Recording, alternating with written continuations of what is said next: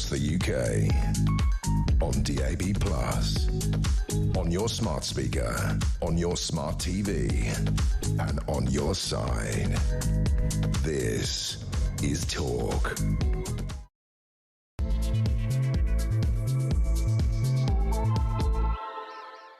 Hello, good morning. Thank you very much indeed for joining me. This is Talk, the home of common sense, with me, Julia Hartley-Brewer. Great to have you here. As you'll see, I mean, if you're watching with the telly, we're going bare arms. I mean, even with the aircon on full blast, it is still hot. And yet, somehow, most of us, not all of us, sadly, but most of us are going to survive the heatwave.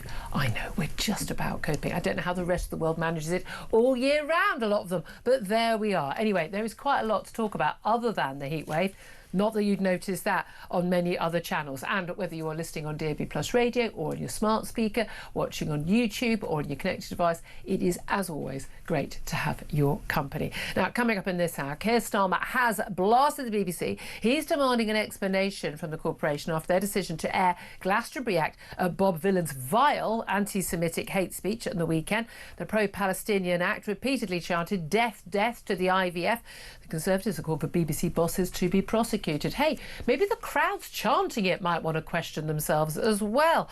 But should it involve criminal charges? Well, Shadow Home Secretary Chris Philp has warned police that if Pascal Robinson Foster, that's the rapper in question, he's not actually called Bobby Vylan of Bob Vylan fame.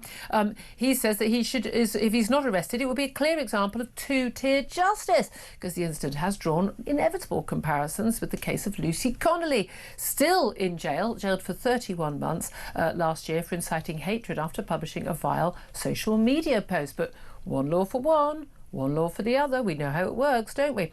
Meanwhile, Keir Starmer's got enough of his problems of his own. He's going to launch a large attempt to convince MPs to back his cuts for disability benefits. They're not really cuts. They're not really saving much money at all. Disability and welfare bill will carry on going up, but just not by quite as much as before.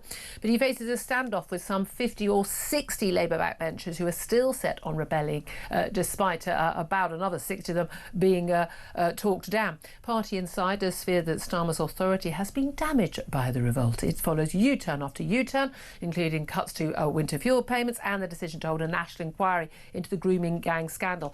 On Friday, it's the anniversary of that huge election victory. But let's face it, within a year, the Prime Minister's authority has entirely gone. We'll be talking about that. Plus, the latest nanny state madness. Supermarkets are going to be ordered to cut up to 100 calories from the average shopping basket under this new drive to tackle obesity. Ministers are set to impose a healthy food standard that will force stores to curtail sales of sugary and salty snacks in favour of more fruit and vegetables. Call me old-fashioned.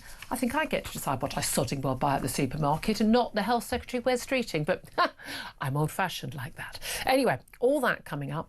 Plenty more besides, and all of it alongside a wonderful guest, always on a Monday morning, commentator Sam Armstrong. A very good morning to you. Good morning. I was very much, as I always do, look forward to seeing you today, because I know that you will have some staunch views on some of the biggest topics today, but not always perhaps the most predictable views, because you are a free speech advocate. You work at the Free Speech Union, among other things, but also you are, I would say, not an absolutist, but you're certainly further down the line than I am in terms of what we think should and should not be allowed to be said.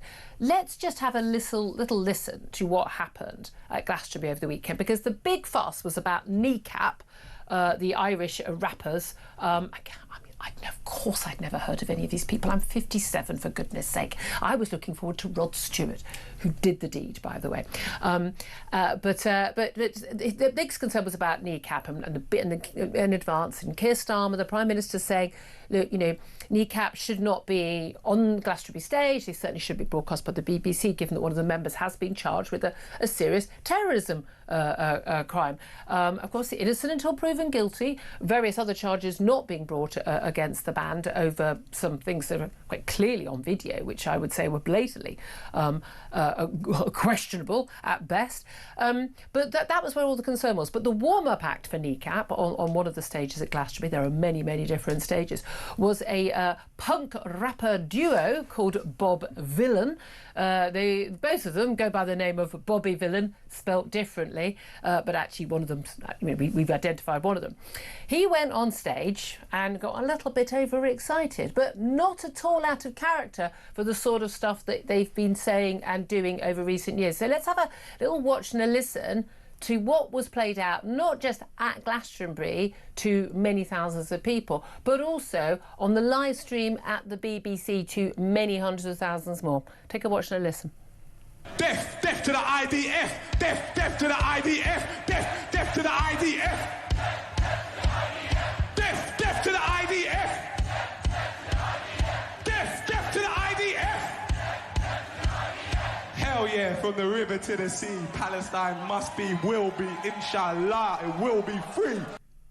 I mean, all credit for the poetry, you know, and the rhyme, but should he, Bobby Villain, as his stage name is, should he face criminal charges for that? Should the BBC, whoever it is who made the decision to allow that to be live streamed, and once that chant has started, did not go click, let's switch to another stage, which is easily what could have been done, should that person or the BBC themselves place charges? So I draw the line at the point of criminal charges, and I broadly believe that the bar for being jailed, the bar for being hauled before court for something you say is very, very, very high indeed. And I think it is threatening imminent violence. It's the Brandenburg test in America, it's called. And to me, what Lucy Connolly did last summer, what this man did yesterday, neither of those two sets of expressions rise to the level where I want someone criminalising. Do I think it should be broadcast? No. Am I quite delighted that he's already been banned from entering the United States of America? That's hilarious. I tweeted this so soon after someone's going, well, you can do what you want. Yeah, you can. But I bet you anything his US tour is over. I think both of those, you know, fantastic. But that's, wait a minute, that's censorship, isn't it? That's you're supposed to be against that. I think there is a room for editorial taste, and I draw editorial taste that I don't think people should be making vile, nasty, grotesque invitations for people to kill or wishing death upon other people. I don't think people should be able to go on the BBC and say, as they did many times in the years up, they were wishing for the death of Margaret Thatcher, for example. Yeah. I thought that was wrong. Do I think they committed a crime? No, I don't. And it's a matter of taste rather than and one of the difficulties of being a person like me that tries to be principled and have a set series of values is whether you agree with what someone's saying. Whether I agree with or not is when I see a disgusting, frankly cowardly man like Bobby Villain. Oh yeah, he was the big I am on stage. Do you know what? Yeah. Do you know what? You think you're brave because you went to a bunch of lefty middle-class kids who know absolutely nothing about this region, waving their flags, nothing about anything, and shouted something you knew they were going to agree with. You think that's brave. Let me tell you who's brave. I'll tell you who's brave. The solitary person who went there and flew the flag of the Nova Festival, went into a horde, a sea of people, none of whom agreed with them. And they said, do you know who we should remember? We should remember the 378 boys and girls, and they frankly were boys and girls, that were killed at the Nova Music Festival, a festival just like Glastonbury. Yeah. We should remember the 44 hostages that were kidnapped, and the 10 of whom are still there more than 500 days later. I want to remember them. I want to say that they're just like us coming to a music festival. Yeah. That's bravery. Yeah. What is not brave is to go up and play to a crowd and to go and, I'm going to push the envelope a little bit further by calling for some people to be killed. Do you know what, Bobby Villain? You wouldn't last 5 minutes with the average IDF soldier. I was going to say, would eat you for breakfast, this is my thing, mate. is actually, you know, what's really brave is a conscripted 18 or 19-year-old young man or woman in Israel defending their nation, defending their families from the threat of annihilation from Hamas, from Hezbollah, from Iran, going into Gaza. Yes, it's a war. It's awful. Yeah, well, yeah, and awful things have happened when British soldiers have been at war as well. War is a terrible, terrible thing. That's why you don't start them by massacring people gratuitously in a bid to start a war, which is exactly what Hamas wanted to do. And they are winning the propaganda war, certainly with those young people, those, I mean, frankly, idiots who were there. I've got, you know, close family members who were at the at Glastonbury who said they found it extraordinarily intimidating how sort of, well, it's not pro-Palestine, it's anti-Israel, and it's anti-Jewish. We've got to call it what it is. This is the latest fashionable thing. It was climate. Climate's a bit boring now. Now this is a bit more edgy, and these guys just think they are so being clever. I mean, here's something else. This is the wonderful thing I thought was wonderful. This guy, Bobby, we're going to keep calling him that. His name's Pascal Double Barrel. So not only did he shout "death, death" to the IVF, but another song he sang. I say sang.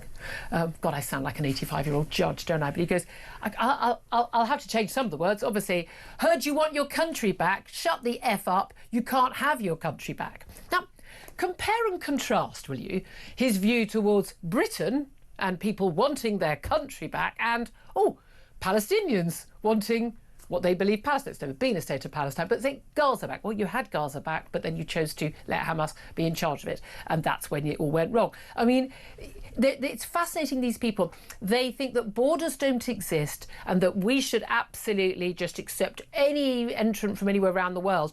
Well, but not in the Middle East, where Jews really shouldn't be in certain places because of, national borders by them. And they don't believe in the nation state, except when it's a nation state for Palestine.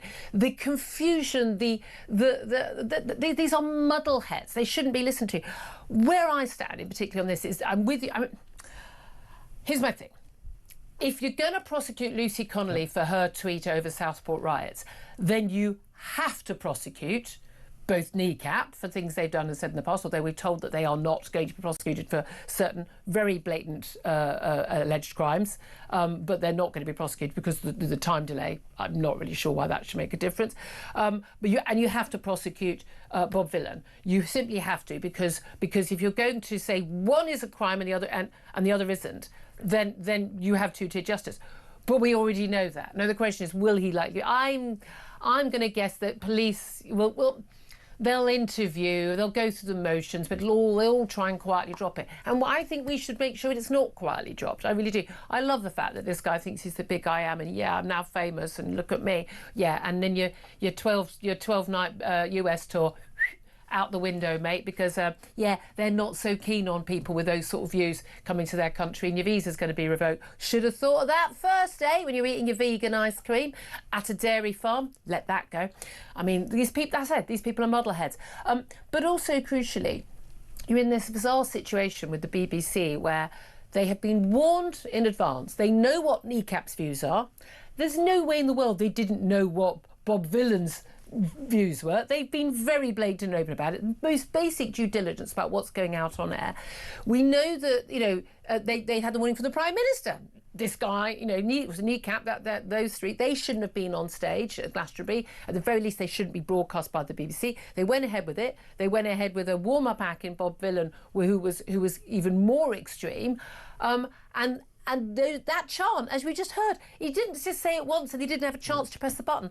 We've had some senior figures, Danny Cohen, former head of BBC Television, and even someone who used to run Channel 4, who's completely sort of on side with all the lefty views. Even she said, no, you can press the button. There's no way when you've got a live feed of a concert that you wouldn't have another live feed to go to at another stage, which they did. They were being live streamed at the same time. You would literally go, ping, the foot, death to the IVF, ping. Go straight to another feed. That's what you would do. And they made a choice not to do that. That's an editorial judgment. And that editorial judgment was horribly, horribly, horribly wrong. And someone needs to be pulled up for that. And this is the thing. If GB News, if Talk TV, Talk Radio, if we had done something similar, if I had a caller on who said stuff like that, say death to Pakistani army or something like that, or equivalent, death to black people, death to Muslims, or something. By the way, my listeners wouldn't say that because they don't have those views.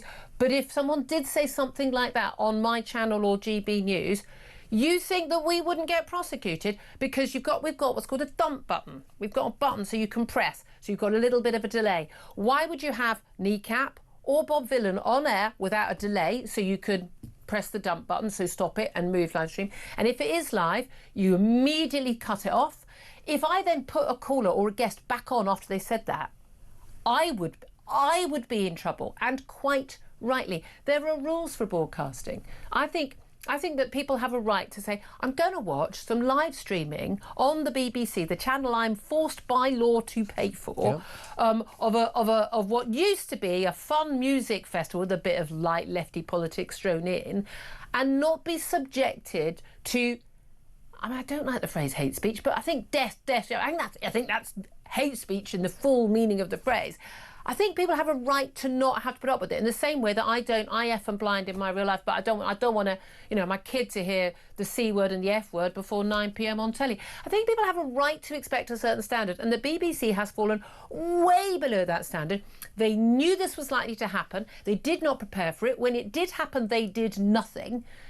I think heads have to roll. Now, some have suggested that Tim Davie, the director of the BBC, is the head that has to roll. Now, having had conversations with a very, very, very senior figure at the BBC a week or so ago, and I talked to that BBC figure about, I thought that the BBC had a serious problem with institutionalised anti-Semitism. That senior figure at the BBC said absolutely not, how that's an outrageous thing for me to have said. It wasn't true, and I pointed out, it's so institutionalised in your organisation, you don't even see it yourselves. Well, here we go. Glastonbury and Bob Vylan and Kneecap are the proof. They don't even see it because those views are normalised at the BBC. Yeah. And meanwhile, you, me and everyone watching and listening right now is paying their wages. That is not acceptable anymore. That has got to stop. Heads have to roll. Yeah, and you're right to draw the contrast between the kind of broadcasting that we do here and what they're doing. We, with a tiny but talented team at Talk TV, we are held to an exacting standard that if we ever slip, and the guys that sit in the gallery, in the room where they decide what is going out, if they hear the slightest thing, it gets dumped, as you say, and taken off air. The BBC because that's the Offcom rules. Because those are the rules, and we signed up to play, and that's how you do it. Yeah. The BBC would have had dozens, if not hundreds of people making those decisions sat in there. And for them not to have noticed means that people at varying levels of seniority, some paid very large salaries, listened to that, processed it and thought absolutely nothing of it. Not an issue, and that's the issue. And that normalisation of the just whole class of staff at the BBC for whom all of this is normal. And that's where, for years and years, decades now, people have said there is a bias at the BBC that because of the kind of staff they hire, they just can't see. They did an audit 20 years ago. They asked what newspapers are people buying in. And surprise, surprise, with 3 times as many people buying The Guardian as anything else. There's more people reading The Guardian than the BBC than read The Guardian. Yes. Yep. But this is it. And for as long as this culture continues to happen, it's going to carry on. So I don't actually want senior heads to roll. What I want is a wholesale change in the kinds of staff so normal people go to work in the BBC. Normal moral views. Rather than it being the preserve of a North London elite. Yeah, well, look, as should BBC chiefs face charges over rappers Bob Vylan's death to the IDF chant at Glastonbury? Yes or no? Give us your thoughts. 0344 499 1000. I have to say, you're already getting in on the phone. I haven't even read the number out. 0344 499 1000. Text the word talk and your message to 87222. Get in touch with us on X at Talk TV. Calls are charged at the national rate. Text costs 1 standard network rate message. I'm going to get to those calls. Just briefly, though, I do want to, because it's actually rather a big story. There's so many. I've got a whole list of things I wanted to talk about in this section, but this is obviously a big one for us. But Keir Starmer's backed down over these welfare reforms. So a £3 billion concession over really, really weak reforms to the welfare state anyway that wouldn't have actually cut the bill by 2030, but would just amend it. It was a tiny bit less than it would otherwise have grown by. It had a rebellion of some 126 Labour backbench MPs, including more than, I think, 10 or 11, 12 committee chairs. Meg Hillier being a former Public Accounts Committee chair, who frankly should know better. I've spoken to her many times on this show. They've kind of backed down over these concessions that basically all these changes won't affect anyone currently claiming. So it's all right if you don't really need it, but you're currently claiming. You just won't be able to get it if you're going to try and claim in the future. That, according to some 60 Labour MPs, isn't enough of a concession, and they may well still vote against the reforms when they come to the Commons tomorrow. That said, Liz Kendall, the Work and Pension Secretary, she's going to be up in the Commons today with a statement about how they're watering things down. But at the end of the day, Sam Armstrong, we need welfare reform. We can't afford it all. Labour MPs are never going to vote to basically cut benefits for their voters. Keir Starmer has shown he's weak. It's the third major U-turn. We're expecting another couple down the line. At the end of the day, they are not ever going to get on top of the country's finances if they're not willing to upset a few of their constituents. The guy has got a super majority, the biggest majority of any Prime Minister in recent memory. Yeah. He is not meant to be beholden to his backbenchers, right? Yep. This is precisely what, you know, he is meant to be immune from. This guy lacks so little backbone that he cannot even, he says it's entirely necessary to balance the books. And now he's so scared of his backbenchers, he's having to say, oh no, I was distracted. I was overseas. He was overseas. I was travelling to the NATO conference. I didn't really notice the major landmark changes I was making to the entire welfare state. 3 billion quid of public money. Billion, not million. Oh, he was busy. There was a flag that needed ironing to go behind it. But I really feel that this is the moment when the curtain is drawn back on the Wizard of Oz premiership that was Keir Starmer. It's over for him now. His backbenchers hasn't even hit a year yet. His extreme left-wingers in his party, they know they have got him over the barrel because he's so weak. Absolutely. Love to hear your thoughts on that as well. 0344 499 1000 is the number to call. More from Sam Armstrong, more from me, lots more from you coming up. Lots of top guests, including Brendan O'Neill from Spike. This is Talk, the home of common sense.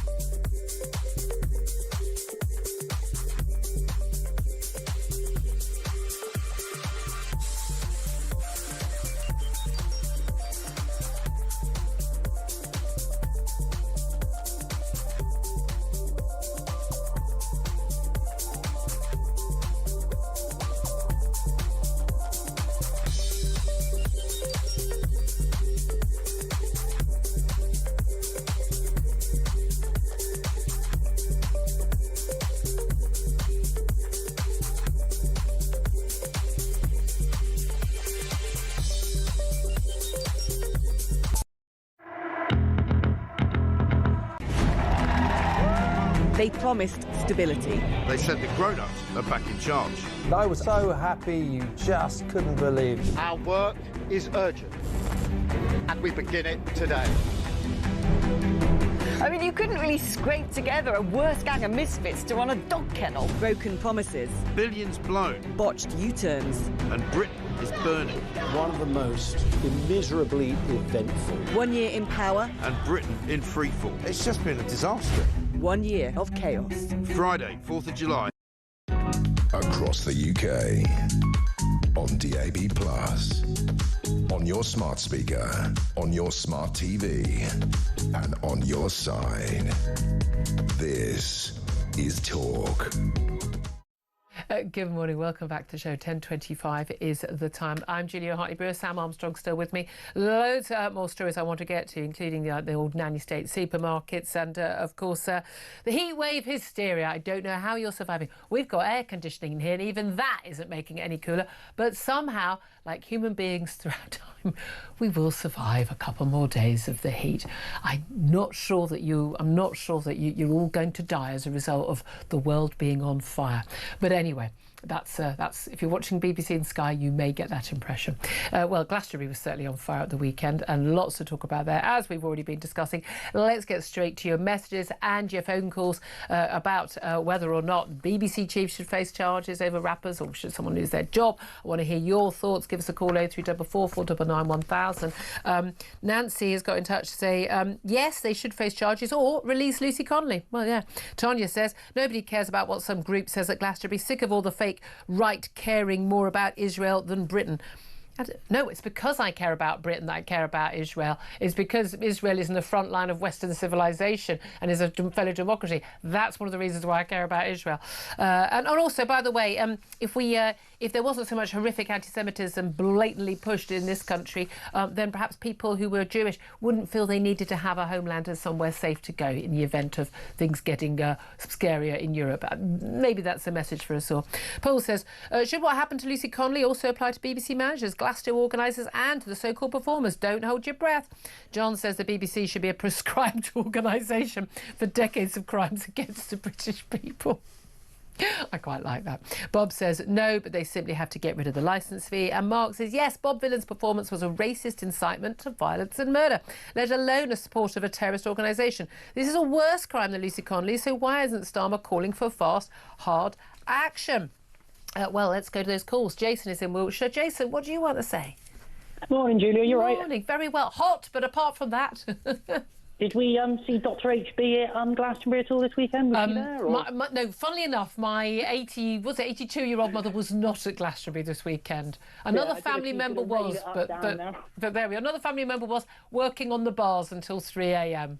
But there you are. Harsh life. Well, now, what do you reckon on this then? Old Bobby boy. What I'm actually finding a little bit more sort of scary is the fact that how he managed to, I think he's manipulated all these people to start chanting this about the IDF, and I bet you the vast majority of them don't even know what he's on about. Oh no, they did. There were so many Palestinian flags in that audience. You'd have definitely clocked something was going on. Also, when have you ever been? Well, look, I've been at football matches. I've been at pop concerts. If someone started shouting "death, death to the IDF," I'm pretty sure I'd spot that on the first word.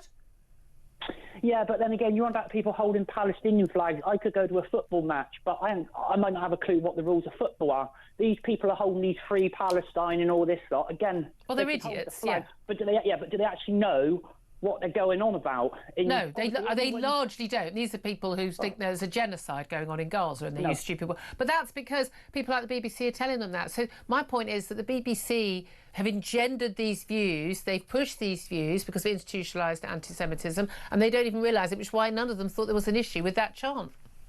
No, I completely agree with that. But also, where you're obviously all saying the BBC should be prosecuted, which, yes, they should. And I'm saying Sam isn't. I'm glad I don't have a TV licence and I refuse to pay for one and I don't watch live telly. But should the organisation, the organisations of Glastonbury, should they have something against them? Because there must have been somebody watching that. It could have said, right, pull the feed on the stage, pull them off. Well, that's the thing. When they're very clear, responsible as well. Yeah, they're broadcasting rules, and you've got a responsibility to not have people, inciting violence at your events. I would have thought it was pretty basic. Absolutely, Jason. Thank you very much. I'll send your best to my mum again. I used to be a patient at my mum's, if you don't know that. Ofcom, just been announced, is investigating the BBC after that broadcast from Bob Villan. The watchdog said the BBC clearly has questions to answer over how the performance was shown live on Saturday. This comes after Avon and Somerset Police, the local police force in Glastonbury, launched a review of footage of the set to determine whether any criminal offences were committed. Again, I love that. Like, we're going to have a look at it. Literally, it takes you, 30 seconds to listen to it. You can tell. You'd know by now, wouldn't you? Seek legal advice. I don't know. Let's go to John, who's in Guildford. Hello, John. What do you want to say? Yeah, good morning, Julia. Morning. Yeah, free speech is not there to protect what me and you like. Yeah. It's there to protect what we don't like. Yeah. So my thoughts on this rapper, he's probably a pretentious, I nearly said the word turd. Well, you did say the word turd. I don't think we need to be rude about him. I'd rather we didn't, because I don't think we need to go down to their level. Okay, so I guess he couldn't give a whatever about the Palestinians. It's typical of these people who tried to get fame. The latest bandwagon jumping, yeah. Yeah. So if free speech was there to protect what we like or what the government's like, then you or Talk TV or me or the government could end up deciding what we all could hear. Well, yeah, look, and this is the issue. I don't approve of a lot of, the hate speech, non-crime hate incidents, all of that. However, even in America with the First Amendment, there is a limitation on what you can and can't say. And as Sam Armstrong was pointing out, there is, it's whether it's direct incitement, and also I think there's a likelihood of imminent action based on your words. As in, if I said to Sam, I want you to go and get a gun and I want you to go and kill that person out there. That's different from, say, this chant. But do you think the BBC should have broadcast this? Well, wasn't it live? No, it's live, but they can pull the feed. Also, a lot of their feeds are delayed by a few. You can delay it. It's a common thing in broadcasting with live broadcast that you have a very short, few seconds delay. If there's any problem with anything, you can just press the button. Well, yes, I know. If I was to say something now, I know you've got a delay on this. Yeah. Yeah, but no, it's just hurty words as far as I can. Just hurty words. Well, but however, we should demand now that Lucy Connolly be released. Because it's either just hurty words in their case, but it must also be in Lucy Connolly's case. John, thank you very much indeed. 10:32 is the time. We're going to take a quick break. Then we're going to be talking to Brendan O'Neill from Spiked Online to find out where he stands in this. Do keep your calls coming in. 0344 499 1000. This is Talk.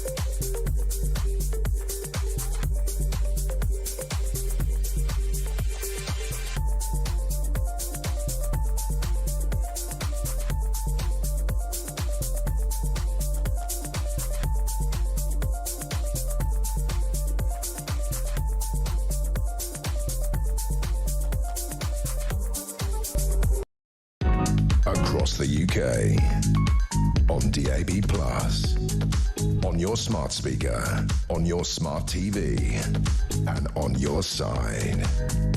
This is Talk. Good morning, welcome back to the show. 10:34 is the time. I'm Julia Hartley-Brewer. Sam Armstrong still with us.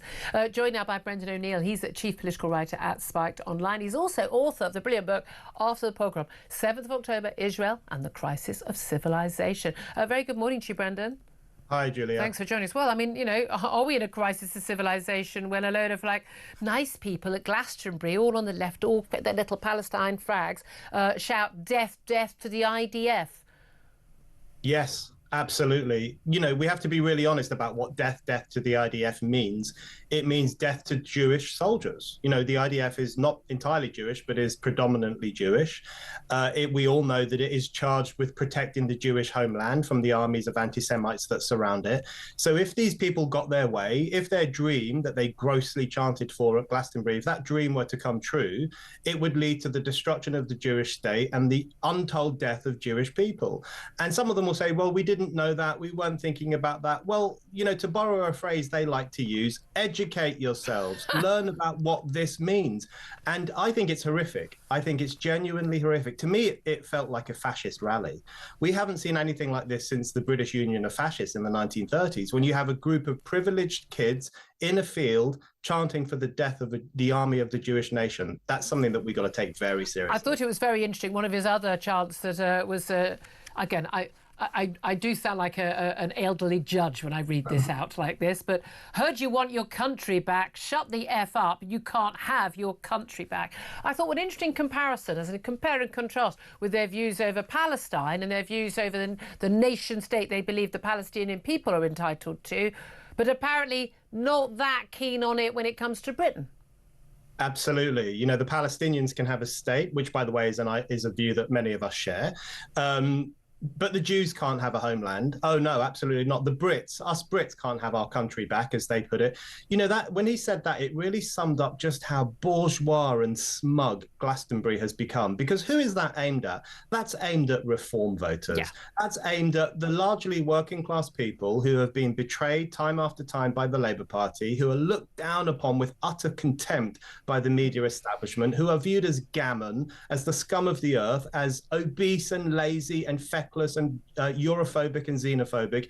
It's that class of people that he is looking down upon as well. So this wasn't rock and roll rebellion. No. This was snobbery dressed up as punk. But it was hilarious, wasn't it? You even had, the big upset was going to be about Kneecap. Then you got Jade from Little Mix, for goodness sake, who, by the way, many years ago blocked me on Twitter when I did suggest they put their clothes back on at some point, given that all their fans are 12-year-old girls. But she went on stage and she was saying, yeah, join me in a chant. It was F, F smelly toilets, F reform, F, genocide. I mean, it was so trite and embarrassing. And then calls for people to boycott Rod Stewart, the headliner Sunday Tea Time Act, because he'd said that he'd give reform a chance. And it's like, that crowd was absolutely packed out and everyone was having a wonderful time. Far more people chanting, I have to say, I am sailing. And if you think you're sexy, than they were death to the IDF. What about the people who would say to you, as John just said, who's a caller, these are hurty words. They're not nice words. They come from a position of hate. I don't want to hear them, but people have a right to say them. No one should be prosecuted for saying them. No one should be prosecuted for broadcasting them. Lots of calls for the BBC chief to face prosecution. Offcom even shouldn't be censuring people exercising their right to freedom of speech. What would you say to that? I agree with all of that. My question is why it doesn't apply equally to everyone. That's the underlying question here. I'm a free speech absolutist. So even though I thought Bob Villan behaved awfully, and even though I think it was an incredibly bigoted, fascistic cry, and I'm disgusted by the audience that joined in with it, I still wouldn't want to see prosecutions. I do think we have to defend freedom of speech, even when it's speech that we find really ugly and really horrible. But it was incitement to violence. There's a difference, is there not? And you can say, even in America, the law is, there has to be, their threshold is much, much higher than any threshold we've ever had in law here. But there must be a threshold in terms of you can't incite people to violence. Is your argument that he wasn't actually expecting people in that audience to put their Palestinian flags down, get on a plane straight from Glasgow and head over to try and kill IDF soldiers? Is that so? It's not really incitement. But then did people really think that people might see Lucy Connolly's tweet that was up for a few hours last July and they would suddenly decide, I think I will go and set fire to an asylum hotel? Exactly right. I don't think what he did was, strictly speaking, incitement, because it didn't have that imminent nature to it. I don't think there was an imminent prospect of any of those people in the audience who were probably off their heads on drugs or drink or something else, that they were going to look for an IDF soldier to take out. And by the way, good luck to them if they even thought they could do that. So I don't think it was an imminent act of incitement. But you're absolutely right. The same can be said for Lucy Connolly. The idea that anyone saw her briefly lived post, which she herself regretted and which everyone agrees was obnoxious, the idea that anyone saw that and acted on it is preposterous. So my solution to our undoubted system of two-tier justice is not to jail everyone who says awful things, but to not jail anyone who says awful things. And at the moment, in Keir Starmer's Britain, it seems you can say things that are in line with the fashionable politics, but you can't say things like Lucy Connolly said. So that is an unequal system. Wouldn't we just rather that neither of them said those things? I mean, again, I think people should be able to reserve the right, especially when they're forced by law to pay the BBC licence fee. I think people should be entitled to watch a live stream or recording of a pop act, a rap act, punk rapper, whatever the hell they think they are, at a music festival, and not be subjected to violent political chants. Is that unreasonable? I mean, I like, you know, people carrying their Palestinian flag. Again, my favourite flag that's there every year at Glastonbury is a big flag, which is always at the pyramid stage with blocking your view since 2002. And it makes me chuckle every single year. But can't we, surely the thing that I think people, and most people in this country would be united by, would be a view that could we please have music and sport without politics? No armbands, no rainbow laces, no Palestinian flags, no lectures, no death chants. Could we just be allowed to have a little bit of fun, or a little bit of sport, a little bit of music, without being sodding well lectured every time? Lectured and looked down upon and regaled with these obnoxious neo-fascistic chants for the death of Jewish soldiers. Absolutely. If only we could live in that world. I think there are definitely questions for the BBC to answer because, you know, as I was saying earlier, the seriousness of this cannot be overstated, which is that this was a borderline, violent, almost fascist rally. That's what it felt like, a mob of people crying for death to the army of the Jewish nation. And the BBC broadcast it live into millions of homes. That is an incredibly serious matter. So anyone who just brushes this aside and says, it's all about free speech, I love free speech, but that's not enough.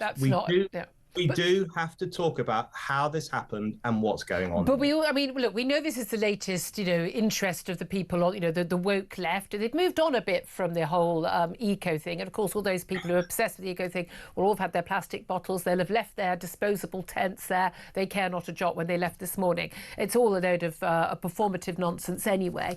But, you know, the Palestine cause is now the latest, you know, Gaza, the latest big, you know, fad. The BBC, though, has got a lot of highly paid executives, paid for by you and me, although not by, I think, was it John, who doesn't pay his licence fee, who just called in. Increasingly, a lot of people don't because they're so angry about some of the coverage. But they have a duty of, you know, of care, of responsibility in the same way. You know, Offcom is in charge of all broadcasters. We know that Offcom is now going to be investigating the BBC over this. Senior executives, there was the warning over kneecap. The Prime Minister weighed in on it. He shouldn't be performing, shouldn't be broadcast live. Decided not to broadcast that live, but they put this act on, Bob Villan on live, even though they knew. Anyone who said, let's put Bob Villan on a live broadcast, they would have known the singer's views. They would have known where they stood. They would have known about the language and everything. So they chose to do that. When the first death to the IDF was shouted, they chose not to cut the feed and go to another one of the many, there are like 7 or 8 stages now they were taking live feeds from. They chose not to do that. Those are editorial decisions. Do you agree with me that part of the reason why the editorial decision was not made to cut that feed was because the BBC is institutionally anti-Semitic? They don't see it, they don't hear it. It is so ingrained in their thinking as an institution, they don't even realise. So when I questioned a very, very senior BBC executive about this and challenged him a week or so ago, he was genuinely, I think, morally outraged that I should have questioned this stance of the BBC and denied it. It was outrageous for me to say it. And I said, you're all so ingrained with it, you don't even know you're doing it. Do you think that's an issue? Absolutely. I completely agree with that. I think that is the reason they didn't press the off button, which they would have done if it had been any other kind of offensive chant. Imagine someone was chanting, you know, trans women are men or something. They would be like, oh my God, let's switch. Yeah. So yes, I think that's why. And you know what? The fact that they're so defensive when people like you and others call out the anti-Semitism that exists there, that in itself is interesting because it's all the rage these days for institutions to admit that they have a problem with racism, to admit that they're too white, they're too male, pale, stale, that we don't treat ethnic minorities well enough. And they love to self-flagellate over their own failings on the race question. But when you mention the fact that they might be anti-Semitic, they hunker down. They say, no way, you're wrong. The defensiveness gives them away. The double standard gives them away. But you know what, Julia? Yesterday in Gaza, a young British lad was killed. A guy called Yisrael Nathan Rosenfeld. He was 20 years old. He was in the IDF. He was killed by Hamas, that army of anti-Semites that wants to destroy the Jewish state. Just think about this. In Glastonbury, a field of people, privileged kids, were shouting death to the IDF at the exact same time. You know who else was either saying that or thinking it? Hamas. and they killed this young British lad. So tell me, who's the real anti-fascist there? Those idiots at Glastonbury, or that brave hero who went into Gaza to fight for his country? I think I know the answer to that question. Absolutely. Just finally, look, the Prime Minister weighed in on this. He's weighing in. He's finally got back from all his foreign jaunts and weighing in on the welfare reform debate. He says he regrets, various things he said about like us being an island of strangers. He's had the U-turn on. I mean, the U-turns are just non-stop, aren't they? We had the winter fuel allowance U-turn. That was a good thing. Rape gangs inquiry U-turn. Now the disability benefits U-turn. There may even be more coming. Two-child benefit cap. You name it. Probably going to have a U-turn on the tax pledge. He's going to get taxes in the autumn as well. This is the Prime Minister not even finishing his first year in office. That'll be on Saturday, the anniversary of him becoming Prime Minister, and he's already lost all authority. Do you think he lasts till the end of his term? I think he won't, and I really hope he won't. What a pathetic excuse for a prime minister. Think back to the lady is not for turning. Now, people might be pro-Thatcher or anti-Thatcher. That's their business. But she knew how to stand her ground. You can't have a prime minister he's not even a weather vane. It's an insult to weather vanes to call it the weather vane. This is the guy who will just put all his so-called principles on the bonfire if he thinks it will help him keep his position in number 10. He's a coward, and it's institutional cowardice with him, and it just means that he's a really bad leader, and the country deserves better. Absolutely, amen to that. Brendan O'Neill, Chief Political Writer at Spiked Online, always good to talk to you. Thank you so much. Brief word from Sam Armstrong. Yeah, this Prime Minister is just the weakest of any I can remember in so long. Isn't it? It's spineless, it's jelly-like, it's supine, there is nothing there to him whatsoever, and you kind of got a question, really. What is the point? Because actually, it is quite difficult to be Prime Minister in a number of ways. It's a horrible job. Your life is poured over. He's obviously had a family member being attacked. Inordinate pressures. You're constantly switched on. I totally get why you would do that if you actually want to achieve something, if you actually want to get something done. But it doesn't seem if you don't care, if you're just as happy to cut this or not cut it, you just want to be PM. I really, really don't understand people like that. No, absolutely. Again, I just don't think he has a single. I don't think that he's sort of morally waving in the wind. I don't think he's ever had any views at all that he wouldn't sell, for one more vote in Parliament. 10:48 is the time. I'd love to hear your thoughts on all of that, all that conversation. 0344 499 1000 is the number. Up next, we're going to be talking about the latest nanny state madness. Wes Street and the Health Secretary. Honestly, I thought he was quite sane, following on the usual sort of Tory madness we've seen. Basically, going to force supermarkets to basically change what we put into our supermarket trolleys and baskets, so we'll lose on average 100 calories a week. This is utter madness. We'll talk about that up next. This is Talk.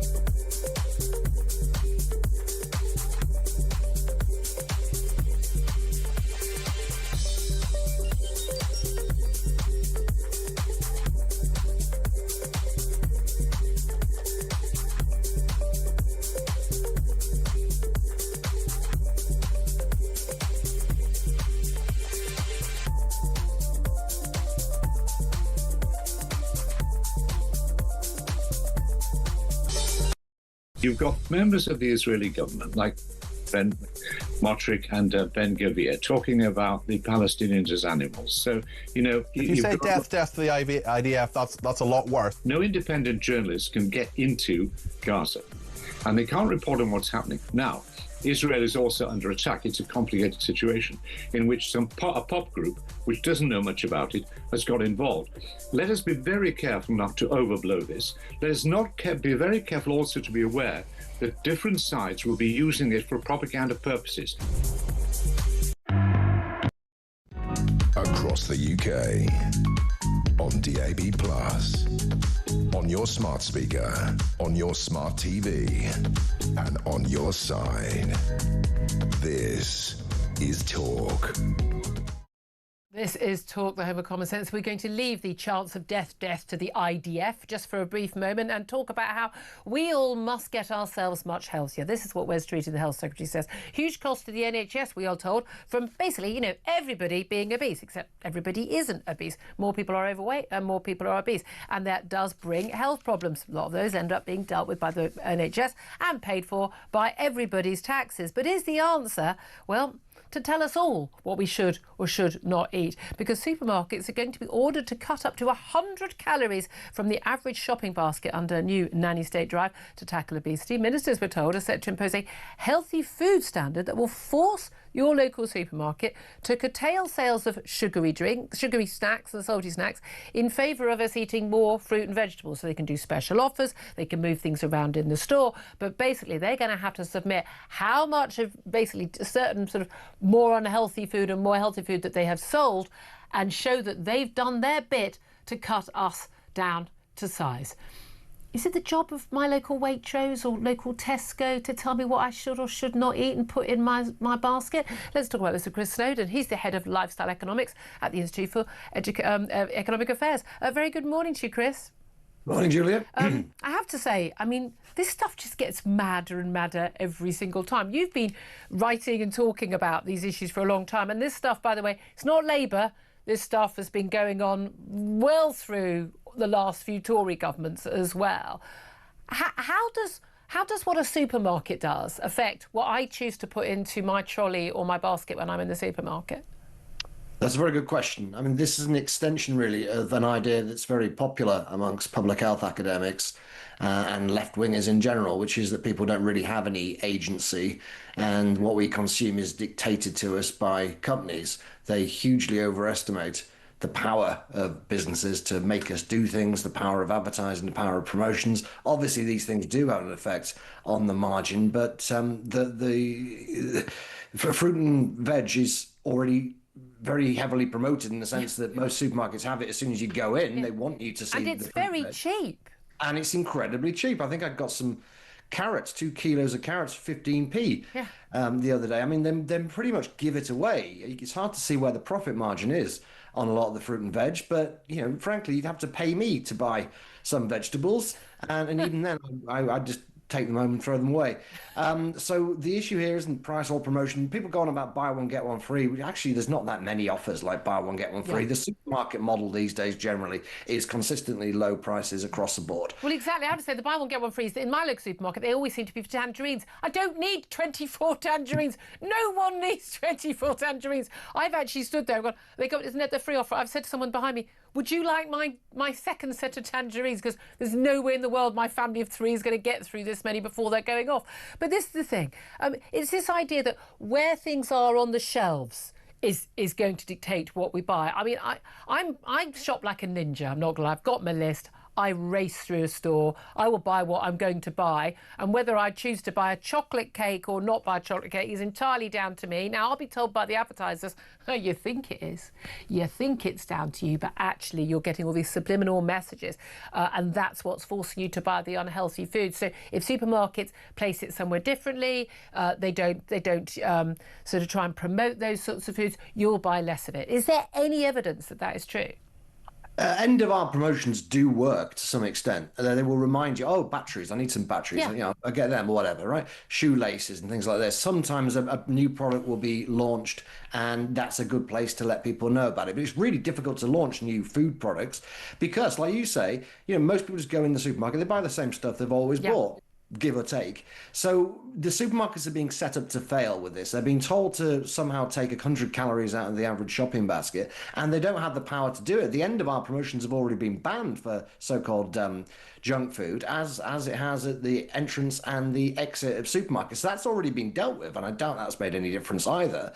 The supermarkets will go along with this because they kick the can down the road, but the long-term effect will be after however long, 3 or 4 years, they evaluate this. We say this is not good enough. We need to go harder, and the next health secretary will say we need to have regulation now. Of course they will, but also any figures that we get will always be based on this is yes, people have got fatter even though we've had this promotion, but look how much fatter they would have got if we hadn't had this promotion, because that's what they always do, don't they? These sort of completely made up figures, they think. But this has been the issue with the minimum pricing for alcohol in Scotland as well, isn't it? We're often told, well, yeah, people have bought more booze, but they would have bought a lot more if we didn't have minimum pricing for alcohol. I mean, they could just claim anything they want. They can, yeah, assuming that they want to show that the policy has worked. But I think with this particular policy, public health academics are going to want to show that it hasn't worked, because that would then justify taxes and regulation. You've got to remember, at the moment, Wes Streeting on Twitter is promoting this idea as being really liberal. He said, we're not doing any meddling, we're not having nanny, this is just a nudge. It's not, but it's less coercive than what a lot of campaigners. But here's the thing: this is all based on this premise, and it's the same with the alcohol, and it's the same with food, and fizzy drinks, high cal food, and the like, takeaways. So there's this idea that if you can, it's a theory, isn't it? If you can cut the average consumption of the average person, that in some way is going to mean that the people who are alcoholics or the people who are obese will also be included in that, and everybody will just eat a bit less or drink a bit less, and that will therefore help the obese. But why don't they just tackle the obese? I mean, one suggestion I've always heard is that, the biscuit aisle, the crisp aisle, you have a turnstile, and if you can't fit through that turnstile, you don't get to buy that stuff. That would work better, wouldn't it?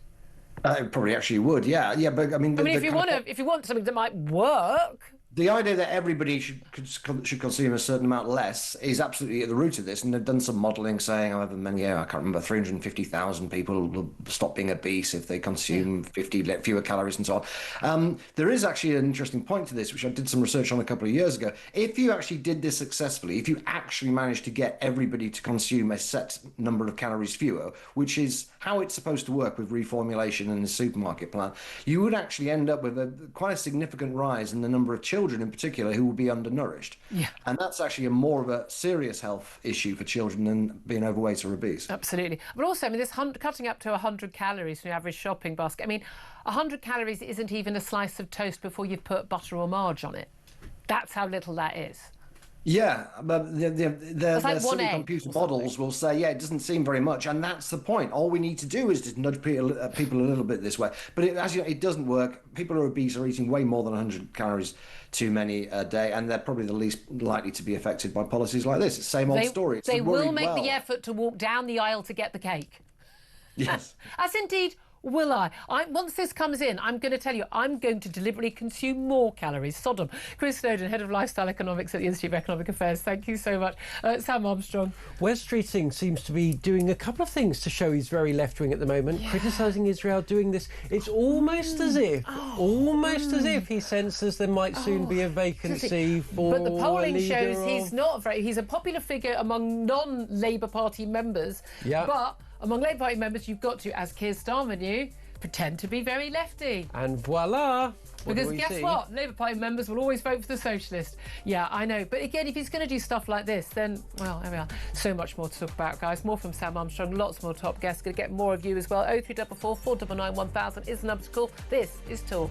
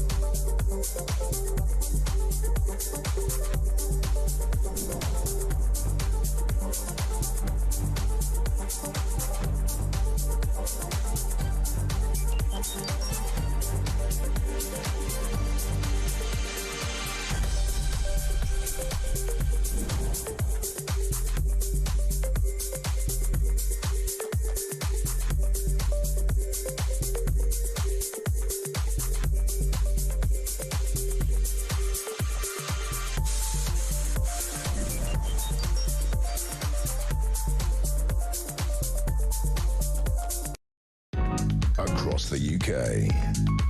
On DAB+. On your smart speaker. On your smart TV. And on your side. This is Talk.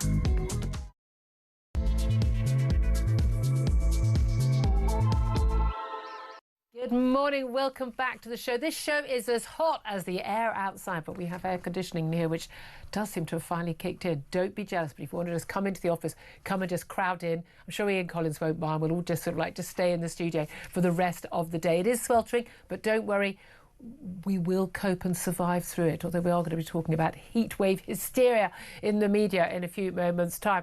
But welcome to the show. Welcome back if you've been listening already, listening on DAB Plus Radio or on your smart speaker or watching on YouTube or your connected device. One thing you can be sure of is that we won't be shouting death chants to any foreign national army because, you know, we don't feel it necessary. But Keir Starmer has blasted the BBC and he's demanding an explanation from the corporation whose fees of all the management we pay after the decision to air Glastonbury act Bob Villan's vile anti-Semitic hate speech at the weekend, the pro-Palestinian act, and very blatantly, you know, had these views before he was put on air, repeatedly shouted death to the IDF.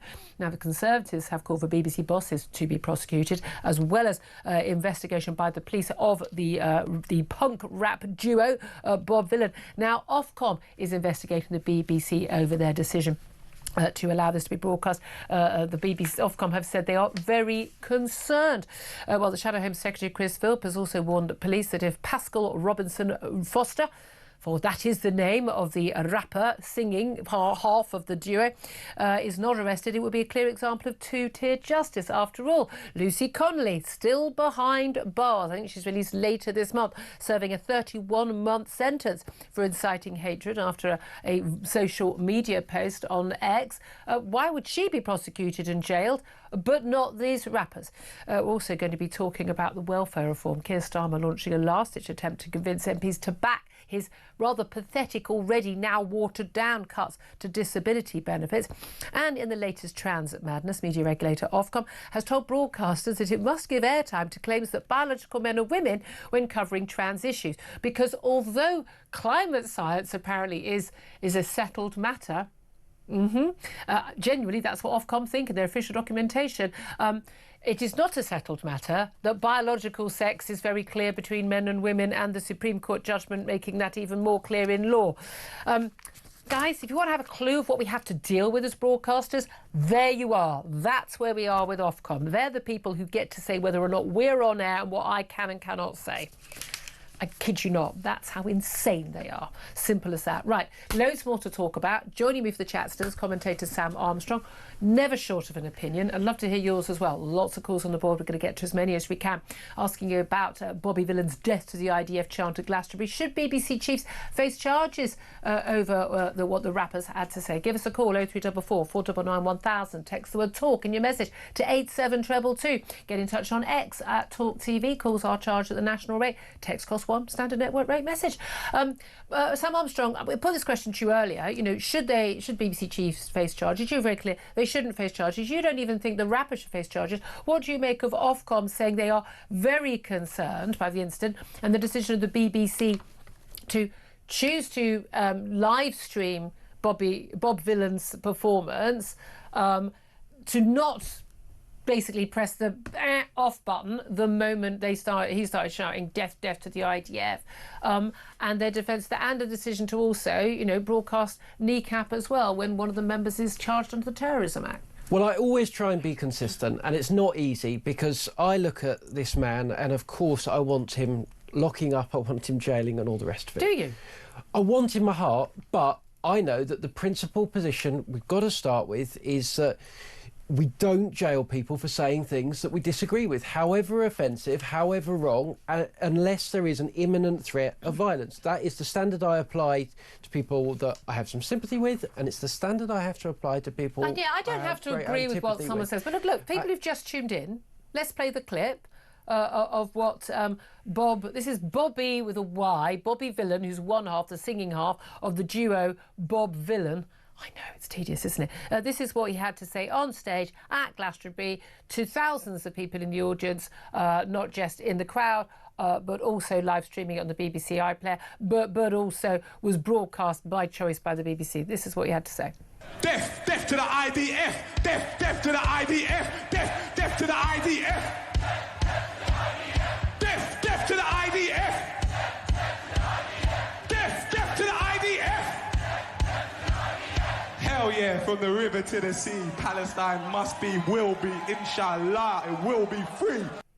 For me, it's the inshallah. It's the, oh, I'm just so down with the kids, isn't it? What do you make of that then? That's what we're talking about. Is that just someone exercising their free speech, Sam? Well, it's pathetic cowardice, right? To shout to a privileged, overprivileged, left-wing crowd, all of whom agree with you. 380 quid a ticket, basically. And to think you're so cool. Look, do you know who I think? I'll tell you what. Bob Villan. I tell you who, if you can say that to, I think you're courageous. Not just an IDF soldier who, as I say, would eat you up for breakfast, but a couple of years ago we had Noah Kalash on this show, who was a girl that went to a music concert at the Nova Festival, and she sat next to me, no further than 3 feet away, in which she described how she cowered and hid under a bush while her friends were murdered and butchered around her. If you can go to she was at a music festival. She likes listening to music. It was a music peace festival as well. If you can go and say and shout that at her, if you can sit there and listen to her story, then I think you're courageous. Then I think you've got something to say. You haven't, you won't. You live in a little bubble that you have created in which everyone agrees with you, in which you're getting patted on the back by a bunch of other know-nothing, idiotic cowards like yourself, pat each other on the back, talking about things about which you know absolutely nothing. Yep. You are an idiot, you are a fool, and it pains me that I have to defend you against the criminal charges. However, the BBC are a national broadcaster. They're in an extraordinary privileged position in which we are forced, at pain of imprisonment, to pay the money for them, whether or not we want to watch them or not. And that comes with responsibility. And that responsibility extends, in my opinion, to not broadcasting death threats, death chants about an allied nation's army.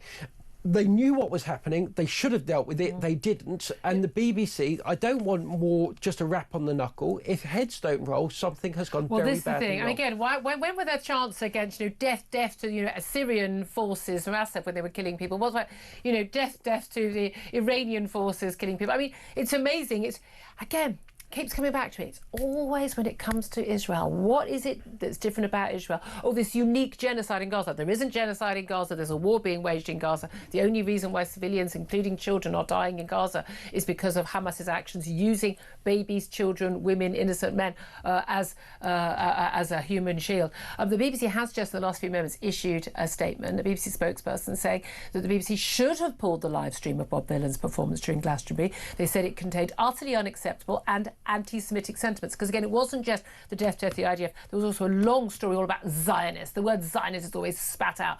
When people do it like that, they are talking about Jewish people. That's what they mean. They just think they can get away with it. And the BBC has said they regret not pulling the live feed. Now, here's the thing.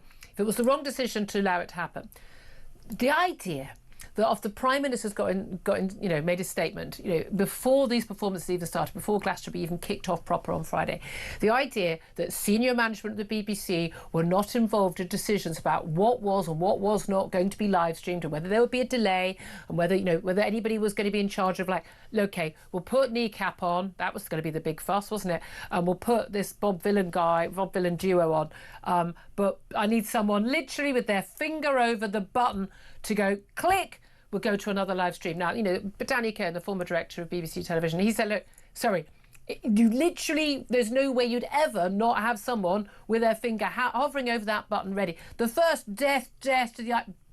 Put your finger on that button. Now, people might be used to the fact that someone's going to swear a lot. He also said, heard you want your country back. Shut the F up. You can't have your country back. And again, I compare and contrast. Well, why don't you say that to the Palestinians? I mean, happy to say that to British people. And by the way, I hate to tell you, you are British, mate. Really sorry, you are British, the singer. It is extraordinary, the double standard. But should heads roll at the BBC? Because at the end of the day, Ofcom have said that they're going to investigate. They are very concerned. The BBC admitted it was a mistake. They regret making that mistake. They accept these were anti-Semitic sentiments. Here, my argument, the point I made to a senior figure at the BBC just a week or so ago, is that the BBC is now so institutionally anti-Semitic that they cannot make the right judgments. They don't realise that their Today programme in the morning and the coverage that they give of what's going on in Gaza, things like that, they're not holding different parties to the same moral standards. They don't see it, they don't hear it, because they are imbued with it. It is ripe throughout the entire culture of the BBC, The Guardian and elsewhere, through the Labour Party as well. They're riven with this. They don't see it, so they can't cut it out because they are part of the problem. Do their heads have to roll, and how senior should they be? Well, everybody, from the person whose finger was hovering or supposed to be hovering over that button, all through that gallery, and I don't believe for a moment that there weren't senior executives in that production studio. Yeah, the whole of the BBC goes down there, waiting and ready to deal with it. Every single person involved needs to be immediately terminated for gross misconduct. The BBC say it was wrong. They say it breached their guidelines. There were people sent down there with no job other than to enforce those guidelines and to make sure that they were upheld. They had a very nice hotel. They had tickets to Glastonbury. They were paid. The BBC spends millions on Glastonbury. They were paid on our dime. They utterly failed to turn up and do their job. The one thing they were sent there to do, they didn't do. Yeah. Those people, and actually it's not just I don't just want the Director General of the BBC to resign or to be sacked or the rest of it. We've had that before and it hasn't made a difference. Actually, it's the individual producers, it's the individual editorial directors that stood there, didn't do their job where they were paid to do it. If that happened in any other workplace, if there's a crash at a delivery yard because somebody wasn't doing their job, wasn't raising a barrier or doing the rest of it, they'd be sacked. And everybody in this country works to that standard. Yeah, exactly. Other than the BBC and the civil service. And people on, again, multi-100,000-pound salaries as well. And again, thinking they're so morally superior to the rest of us. And again, I think the Lucy Connolly comparison really bears, again, she's not the poster girl. What she wrote was a horrible tweet. Lots has come out about her since, but she's still in jail. Mother of one. no previous, nothing at all. Deleted the tweet, regretted the tweet. And she's behind bars. I wish she hadn't pleaded guilty. I wish that she'd come to the Free Speech Union. Anyone should go to Free Speech Union to get advice before doing anything like that. Shouldn't have written that tweet. Absolutely foul and vile. I'm horrified she had that thought about, go and set fire to asylum hotels if I care. I would say quite clearly what Bob Villan, these rappers, saying was far more of an incitement to direct violence than anything Lucy Connolly wrote. And it was broadcast to 30,000 people in the crowd at this particular stage and to probably 100,000 plus on BBC live streaming. It seems to me to be much clearer. If you're going to prosecute one, you've got to prosecute the other, or you free the person you've already prosecuted. We cannot have it both ways. This two-tier justice is untenable to continue with. Yeah, absolutely, categorically right. And let's remember, in Lucy Connolly's case, there's a daughter that's done absolutely nothing wrong, that has been without a mother now for almost a year, and she's going to be without a mother for a few months yet. And actually, it's not just Bob Villan, of course, or this ridiculous figure who was born in Ipswich. He's from Suffolk. I mean, he's from Suffolk with a double-barreled name. In the Ipswich ghetto. Just pull the other one, honestly. It's got a double-barreled name. It's not just him. There was a horde of people, all of whom have got double-barreled names, stood out in that crowd. Nothing wrong with a double-barreled name like that. Stood out with in that crowd, and there will be BBC cameras that recorded each and every one of them. They were chanting away, and they were chanting along with him. Each and every one of them thought it was cool to shout death to people they've never met, had no idea about. And look, I don't want any of them prosecuted, but if that's the standard in our country, then so be it. Then they can all go. They can all go, and that will be hundreds, if not thousands, of people who joined in that charge. It's either hate speech or it's not hate speech. Right. But if I tell you what, though, what would have really made them very upset at Offcom and everyone else if this guy Bobby Villan of Bob Villan, the rap duo, if he'd misgendered anybody, I tell you what. Then that would have been a step too far. But no, but that's the territory we're in. Look, let's talk about something else, because I do want to hear your thoughts. I know you've got a lot of thoughts on this. 0344 499 1000 is the number to call. Let's talk about Keir Starmer, because he got involved in this. He's made statements about this, and I think quite rightly. But again, no one believes a word he says. No one trusts a word he says, because his word is not. I mean, for a man, his word is his bond. I mean, basically anything that Keir Starmer says, it's going to be the opposite within a day or a week.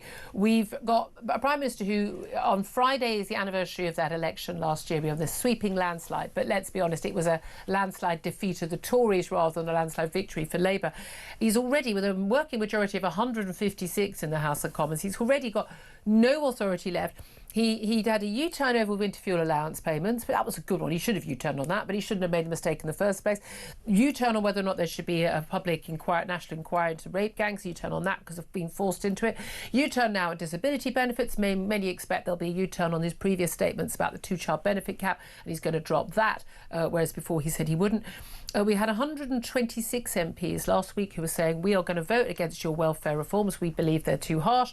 Already we've seen a backing down, and the back down is 3 billion quid's worth of. So the idea is we're going to limit disability PIP payments, personal independence payments, to people who are disabled. And the idea is, that there are too many people getting these payments and they don't need them, because clearly there are too many people getting these payments and they don't need them. We're off the scale compared to any other country in terms of these sort of payments.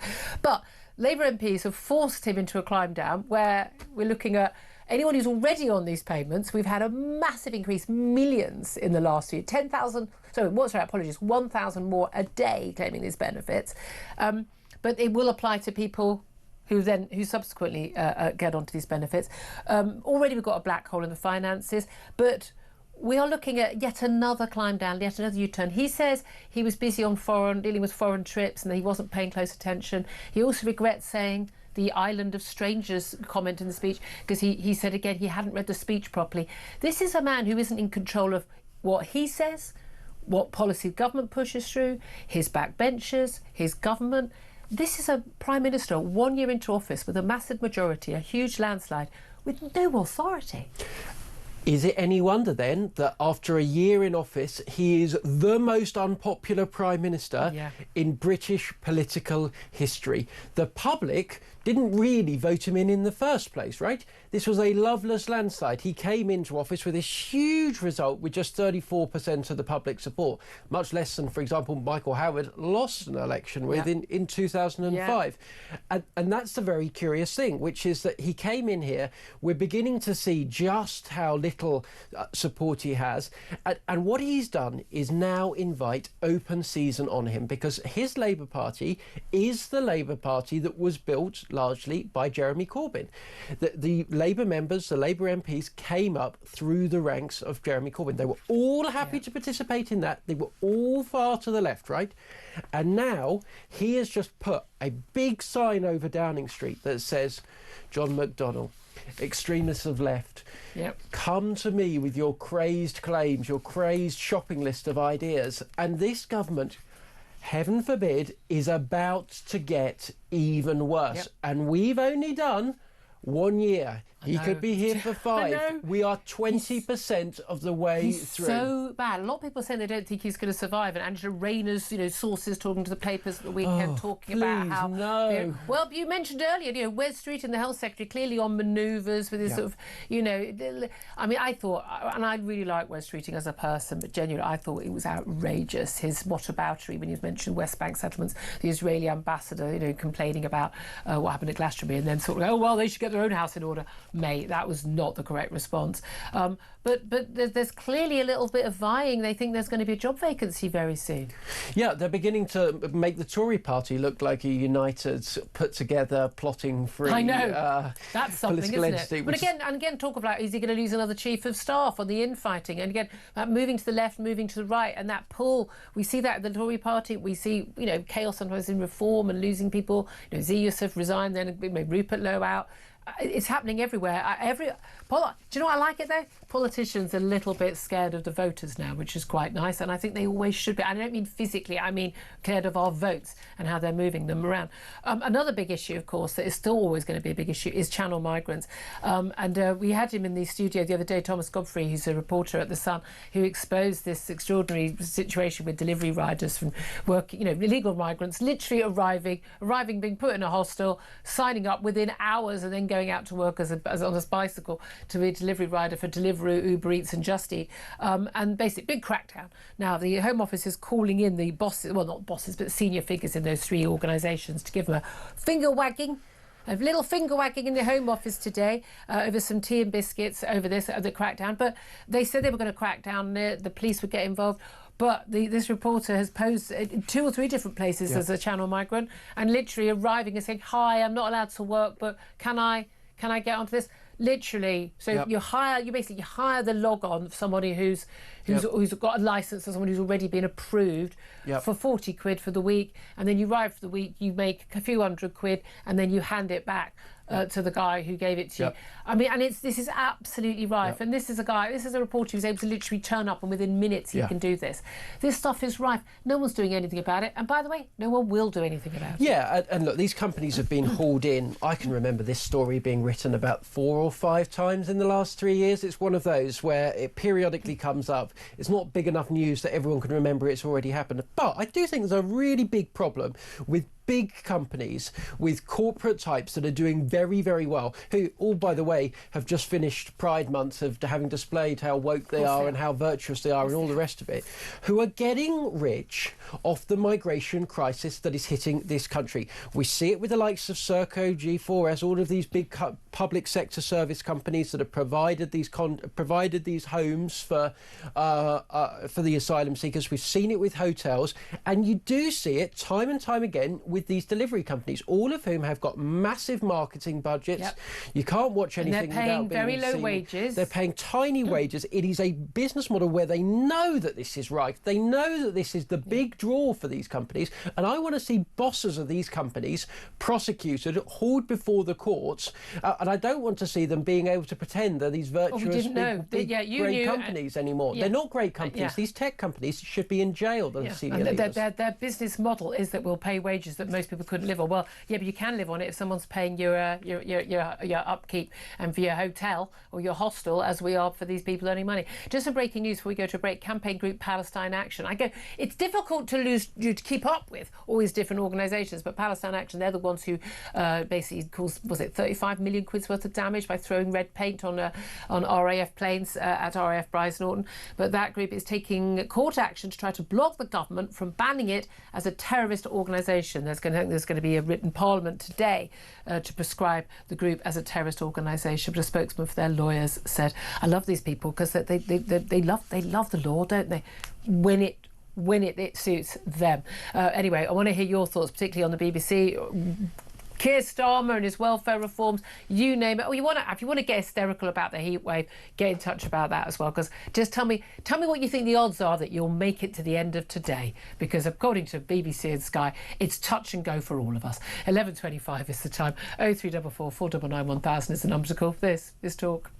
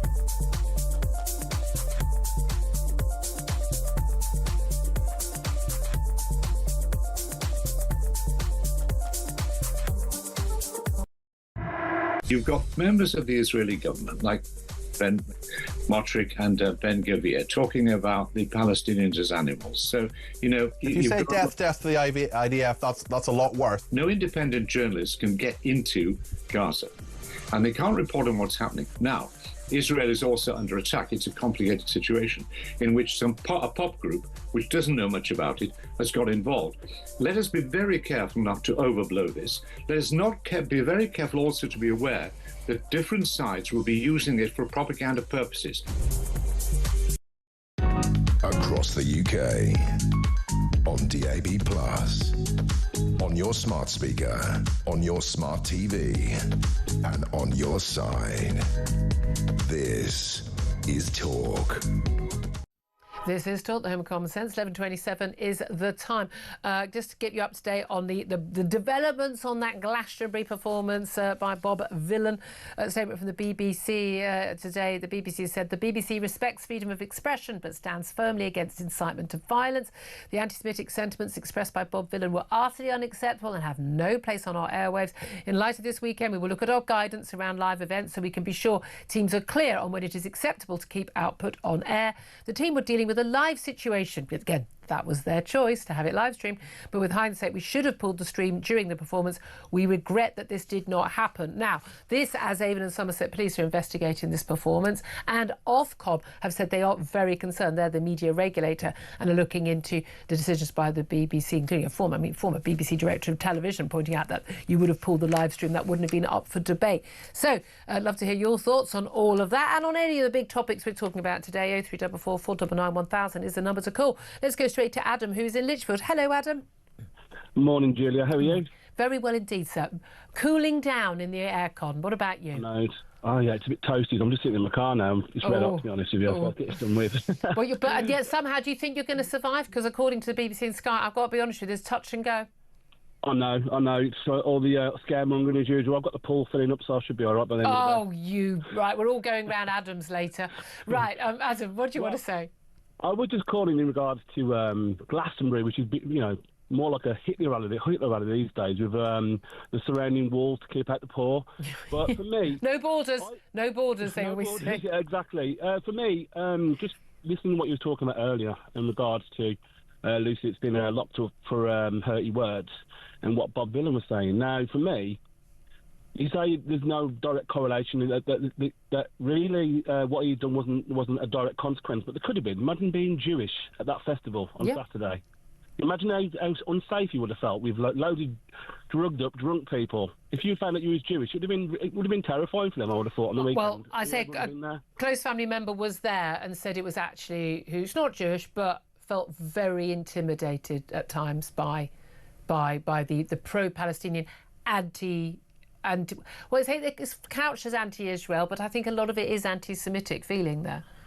Yeah, 100%. I think your guy who had on earlier on had it spot on. It's snobbery dressed up as punk rock, and that's what it is. It getting looked down on people if you have any kind of different opinion. Yeah. They always seem to be more well informed than everybody else for some reason, which I don't get. But I mean, do you think again? It's like when people, if you think about a chant that was the equivalent about I don't know, I would say genuinely any country that was majority black, or indeed about black people, I just think it would be a completely different matter, wouldn't it? 100%. I had a similar thing when I went to the Download Festival this year, and you had the lead singer of Green Day shouting, "Oh, America!" We're in England, by the way, but he's going, "America's a fascist country," and this and that. I'm thinking to myself, well, you're a musician that's been allowed to air your views. If you were living in a fascist country, you would have got back to America and you'd been locked up.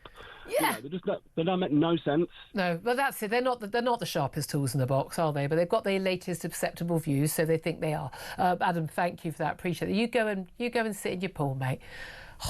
Honestly, Ben is in Lincolnshire. Hello, Ben. Oh, hi, Julia. How are you doing? Very well. Are you in your pool? I will be when I get home, actually. Seriously, how many people have got pools in this country? Are you joking? No, I've got it's 18 foot by 9 foot. Sorry. Let me just get my little violin out for you. Oh, it's been bliss this weekend, Julia. It's been bliss just sitting in there chilling. Sorry, can we just have a poll? Is anyone here? What am I doing wrong in life? What am I doing wrong? Right, OK, Ben, I mean, I'm tempted to just cut you off now. Free speech except for people who are gloating about having a pool. Mind you, I'm gloating about having good aircon in here now. It's finally working for Ben. What do you want to say about more important matters? I'm sat in a dump truck on a really dusty building site, and they moan at you leaving the engine running all day, so no, the aircon's off. So you've got me on that one. All right, then. What do you want to say, then? You want to talk about Glasgow? Yeah, the BBC. I've been on live with you several times. I've been on a few of the BBC talk shows in the past, and this was many, many years ago, long before you even started at LBC, actually. Wow. So it's a while back. But, there's a delay. There's always a delay between what I say and what you broadcast. Because if I say something that's absolutely disgusting, out of order, insightful, then you stop it, because that's part of being a decent broadcaster.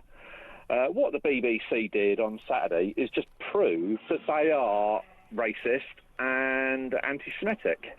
There's just no other thing at all. Yeah, I stopped paying my TV licence and stopped watching live broadcast TV when Jimmy Savile scandal broke.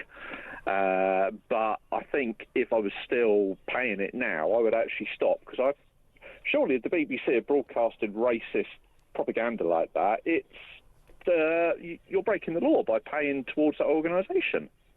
I mean, that's an interesting point. That's an interesting one. You're agreeing with it. By paying the BBC, you are agreeing with whatever. We're funding an organisation that's pushing those views. Very interesting. Do you know what? I'm going to put that to our next guest after the break, former BBC executive Roger Bolton. We always get lively. Ben, thank you very much. Another person with a sodding pool. 11:33. It's genuinely, I'm getting really annoyed about that now. Ben, thank you very much indeed. 11:33 is the time. This is Talk.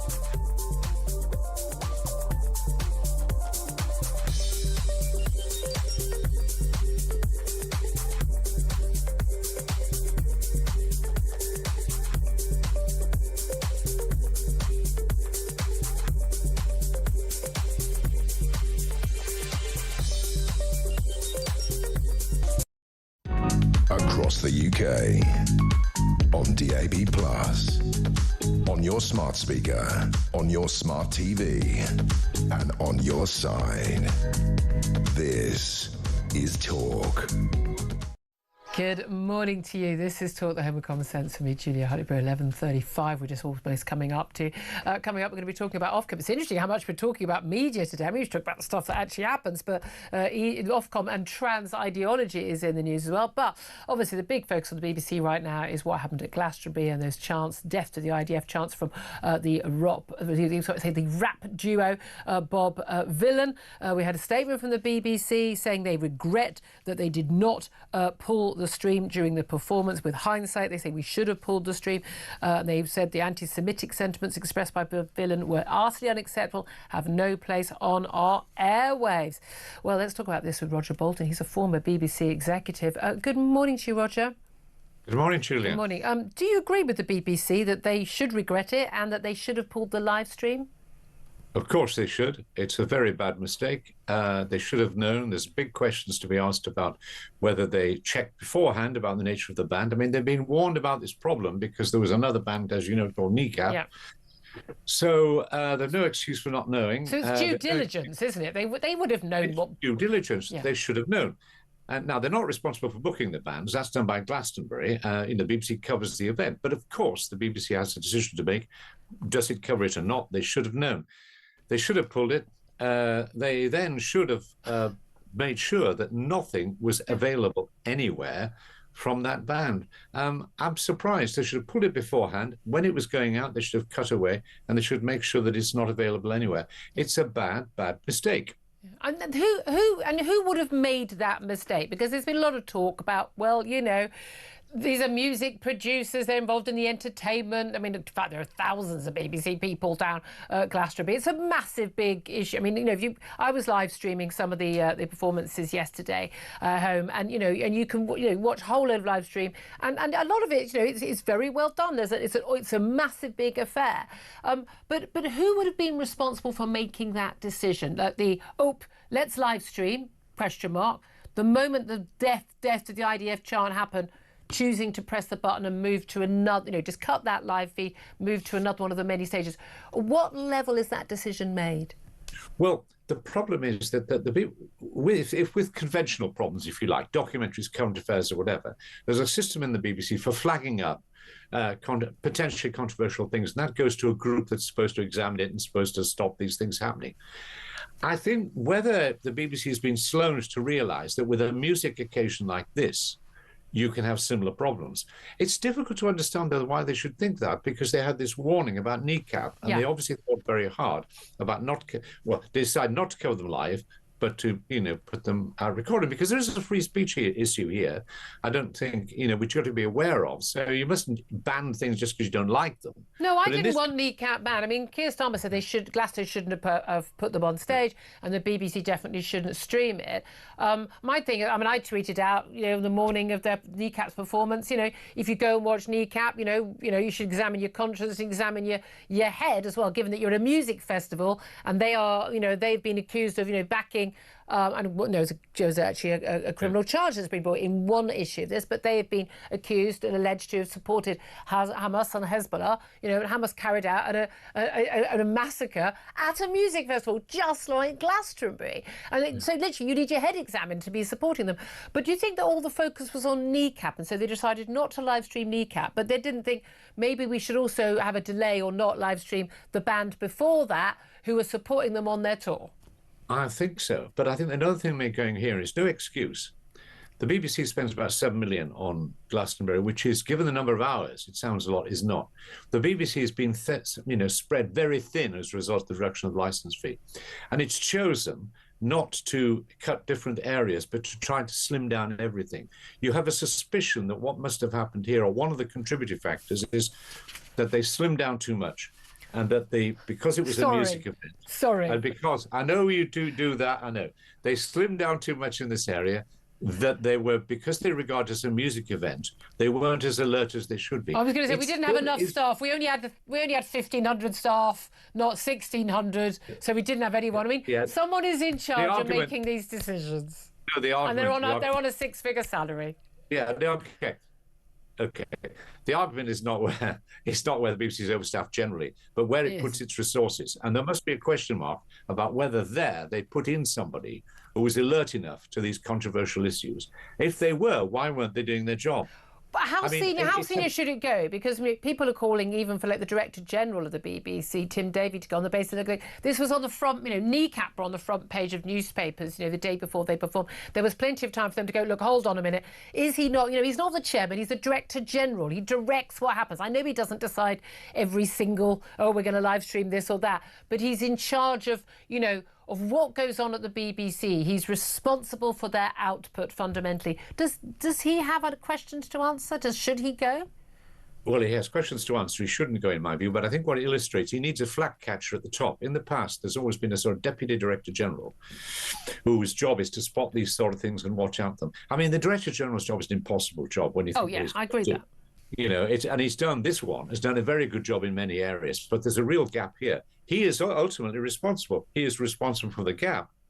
But I think he's done such a good job, he shouldn't do it. But some head should roll. Some head should roll. Well, there's talk about, I mean, the BBC obviously in the regrets, so they're admitting there's a problem. Offcom are looking into this, and Offcom say they are very concerned about this. Now, bearing in mind, Offcom don't get involved until after people have done their complaints to the BBC normally, so they are saying, we're just going to get involved from word go. The police, Avon and Somerset Police, local police for Glastonbury, looking into not just the performers, but also Glastonbury's choice to have them, and also the BBC, because there is a question mark over the criminality, whether there's a criminal aspect to the BBC, not just a matter of taste and competence from the BBC, but also that actually their decision to choose to broadcast and to continue to broadcast someone inciting violence and hatred. And again, we've not included everything. It wasn't just the chant about the IDF. There was a long story, a detailed story about Zionists, spat out, which I think, I'm sorry, most of the time when people use that word, what they actually mean is Jews. That they just pretend I think that's there is. But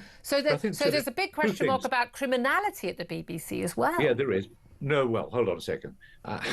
What happens on these occasions is that politicians jump in, right? Say, the Home Secretary ringing the Director General. She shouldn't have done that. She should have gone to Offcom and whatever. You then have a shadow Home Secretary calling for prosecution of the BBC. They shouldn't do that. They should leave that up. They should leave it up to the police and the Crown Prosecution Service. It's their decision. And there is an issue, and I'm surprised to be saying this to you because I know you're such a powerful advocate. There is a genuine question of freedom of speech here. We've got to be very careful. There are a lot of propaganda. There's a propaganda war going on here.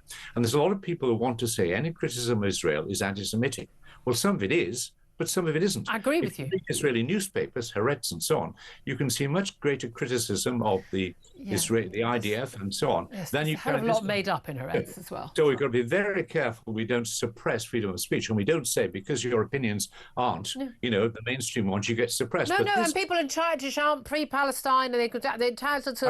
I agree in this case. I agree with you. I totally agree with you that this language is unacceptable. I agree it should be examined for whether or not people should be prosecuted. And what I don't like is politicians and pressure groups jumping in and trying to. Shouldn't they? But don't people have a right? Isn't that part of their freedom of speech to jump in and say when they're forced to have this stuff? You want to watch a music festival. I mean, again, I know I've got a family member who was there at part of that gig and was horrified by what was happening. I agree, but be very careful. I mean, politicians are always reacting in their own interests, and it may not be our interests. Media monitoring groups are always acting for a section of the population, not for the rest. Oh no, exactly. I don't trust Ofcom on this at all. But no, well, we've got to be careful. But I agree with you.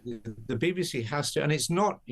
We don't want a long investigation for the BBC that takes 2 months or something like that. This is very simple, which is basically, did they do due diligence beforehand? Yeah. Why, when it was going out, did they cut it? Did they make sure afterwards that it was not available on the iPlayer at all? And finally, will they hold somebody accountable? Because this is an occasion where you can't just say, oh, I'm sorry, we've made a mistake. Very much appreciate you joining us, Roger Bolton, former BBC executive. Do you know who's really, really upset about what's happened with not just Kneecap, but then Bob Villan? It's Gary Lineker, because he gave his very first interview in a talk at the Glastonbury Festival where he said the BBC had lost their way when it comes to impartiality. And it's his first interview since he left Match of the Day. And he revealed the corporation announced his exit even before making him aware of their decision. And he would really have liked to have been on the front pages about that, and he was posing with, the usual suspect MPs and the like. But sadly, no, Gary, that's all the mention you're going to get today, because no one really cares. Just go and sell some crisps, have your silly views, and be on your way. But Sam, what do you make of what Roger Bolton had to say? That there are clearly big questions, but this idea that, someone didn't realise it was their job, someone didn't know. I mean, again, the cuts at the BBC, £7 million. It's a huge, I get that it's a huge process, and having live feeds like that, the number of people you need involved, the camera people, that I get all of that. But the idea there wasn't someone senior there to go, cut the feed, is ridiculous. Yeah, Roger's a very nice man. He's often very sensible, but he's talking utter nonsense. Anybody at any level in the production should have had the common sense. You don't need special training to know that when somebody starts shouting death to the IDF, that it is inappropriate to be broadcast on a public network. And if you don't understand that, if you don't get that point, you are not fit to work at a public broadcaster. And you don't need to be paying £7 million. You don't need to be paid 100 grand a year in order to know that's nonsense. The BBC needs to employ people in production capacities that have an iota, a shred of common sense. And if they can't, decency. And if they can't find them, well, I guess any of the people who've called in today who are paid a darn lot less than senior BBC executives would be more than happy to volunteer for the position. I'm just saying, have that there is no way in the world that us at Talk or GB News would ever. Honestly, we would be taken off air. We'd all be prosecuted, we'd be taken off air because the rules are different. And I've said it before and I will say it again. The problem at the BBC is no one thought it was a problem. And the reason why they didn't think it was a problem is because so many people at the BBC share those views because they are now institutionally anti-Semitic. It doesn't mean every single person there is anti-Semitic. It doesn't mean that some of the people who would agree with those views are anti-Semitic. You're allowed to criticise Israel? Absolutely. I criticise the Israeli government to the Israeli ambassador when she's sitting in front of me. There's no problem with that at all. I have some question marks over Wes Streeting's choice at the weekend to whataboutery on this issue, mentioned the West Bank settlements, but I've got some big issues with what's going on in the West Bank with settler violence as well. You can do that and not be anti-Semitic. Do I think that that's a question that is something you could possibly claim about Bob Villan? No, I don't. Do I think that the BBC staff en masse are awake to the fact that they are institutionally anti-Semitic? No, they don't. Their best defence is we didn't realise that we had a problem with Jews. But you know what, BBC? You do. 11:47 is the time. I tell you what Ofcom think that broadcasters have a problem with, and that's transphobia, because apparently, despite the Supreme Court ruling and despite, biological sex being real, apparently it is no longer to be considered a settled issue that trans women are not women. I sodding well kid you not. We'll talk about that with Fiona McInerney at Sex Matters up next. This is Talk.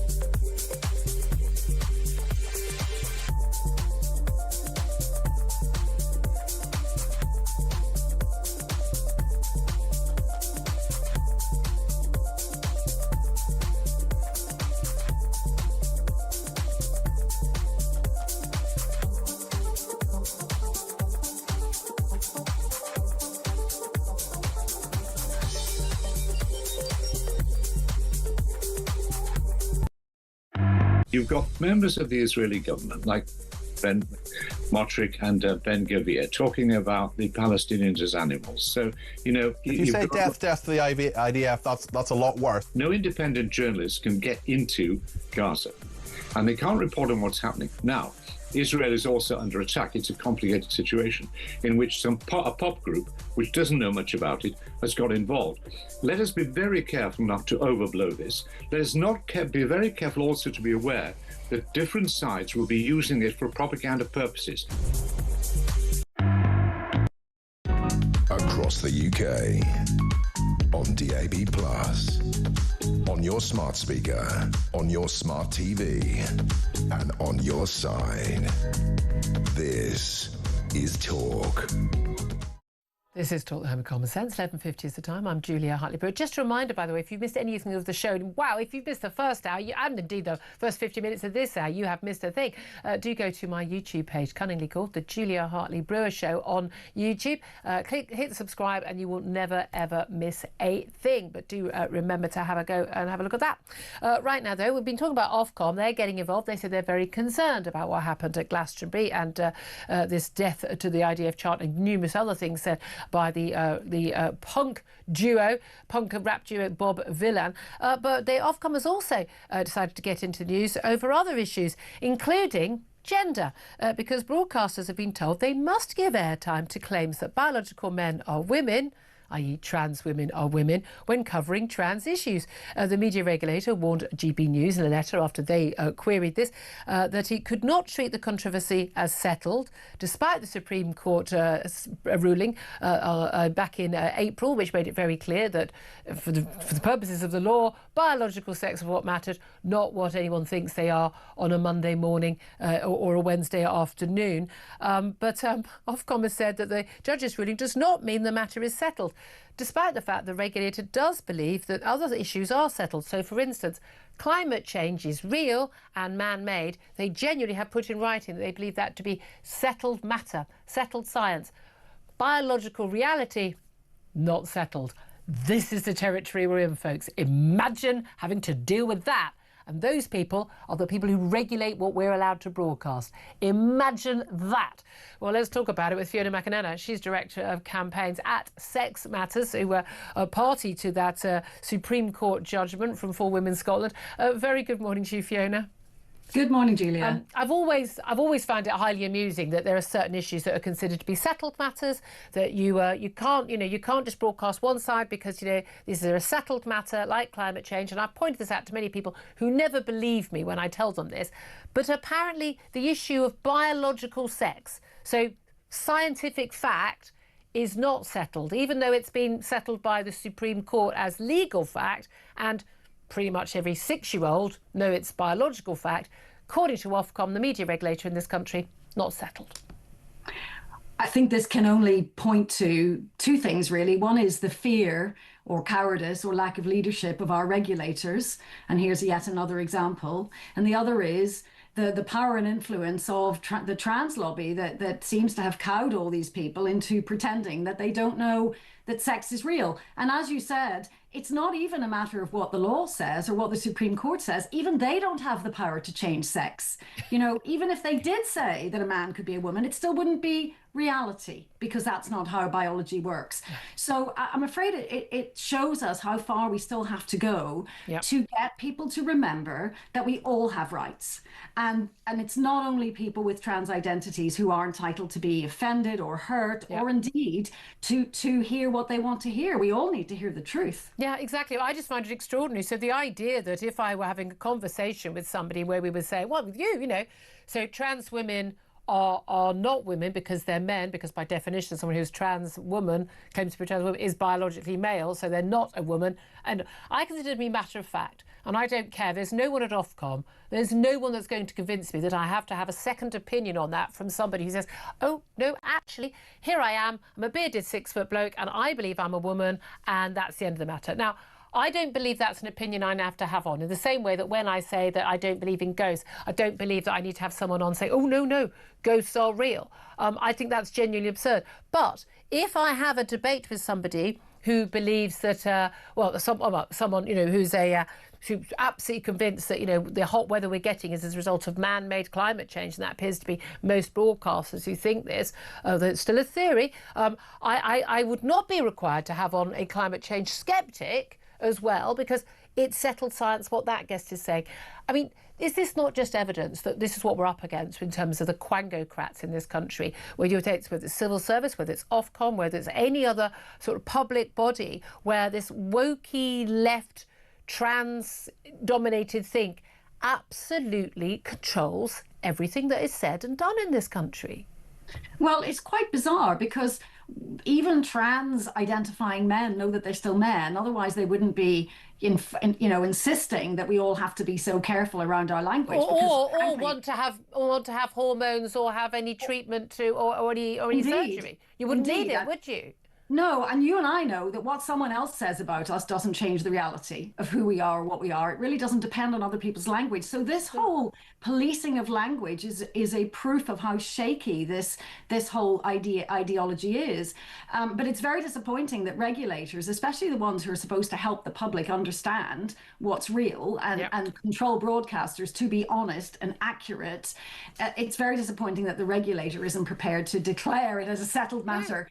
That men are male and women are female, and no one. But again, we've got this with I think with IPSO that regulates the newspapers as well, and same with Ofcom in terms of broadcasters. The response also suggests that broadcasters should use a person's preferred pronouns. I have done that in the past as a matter of courtesy. I sometimes do it by accident because you just get used to, someone who presents in a certain way.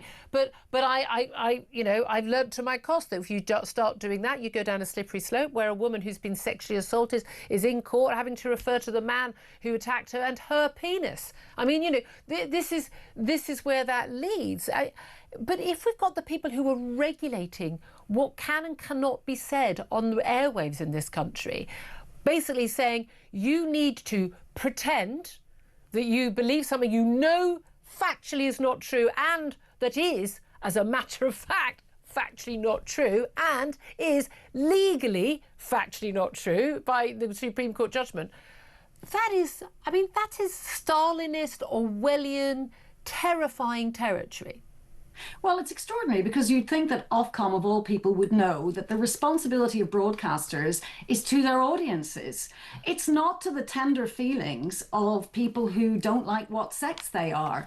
And so even this idea of courtesy, I think, is a bit misdirected. It's been laid on us all, Julia, that we all have to be courteous to trans-identifying people.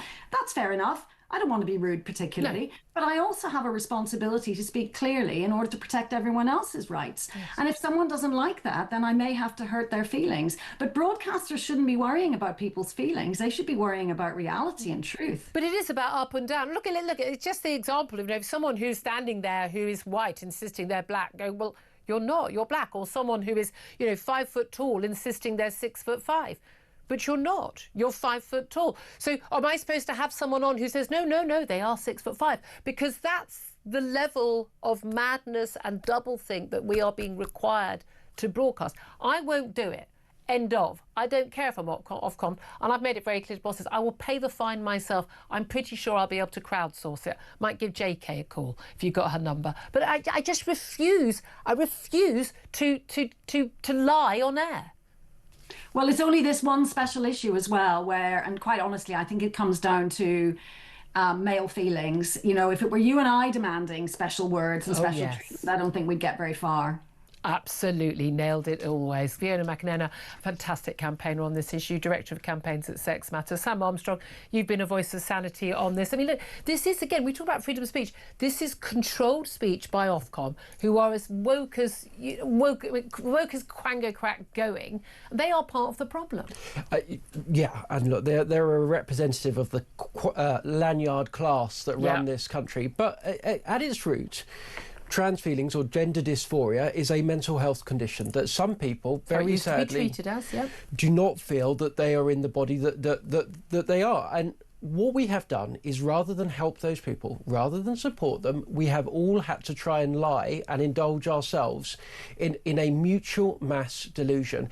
And the tragedy of that is it was not kind actually to trans people who we have furthered in their thoughts that have allowed many of them to mutilate their own bodies. Devastating consequences. It's not kind to the rest of us, and it is just a sign of how far our society has fallen from this basic sense. If you're going to have a regulatory body that forces broadcasters to lie, you are in very, very, very questionable territory.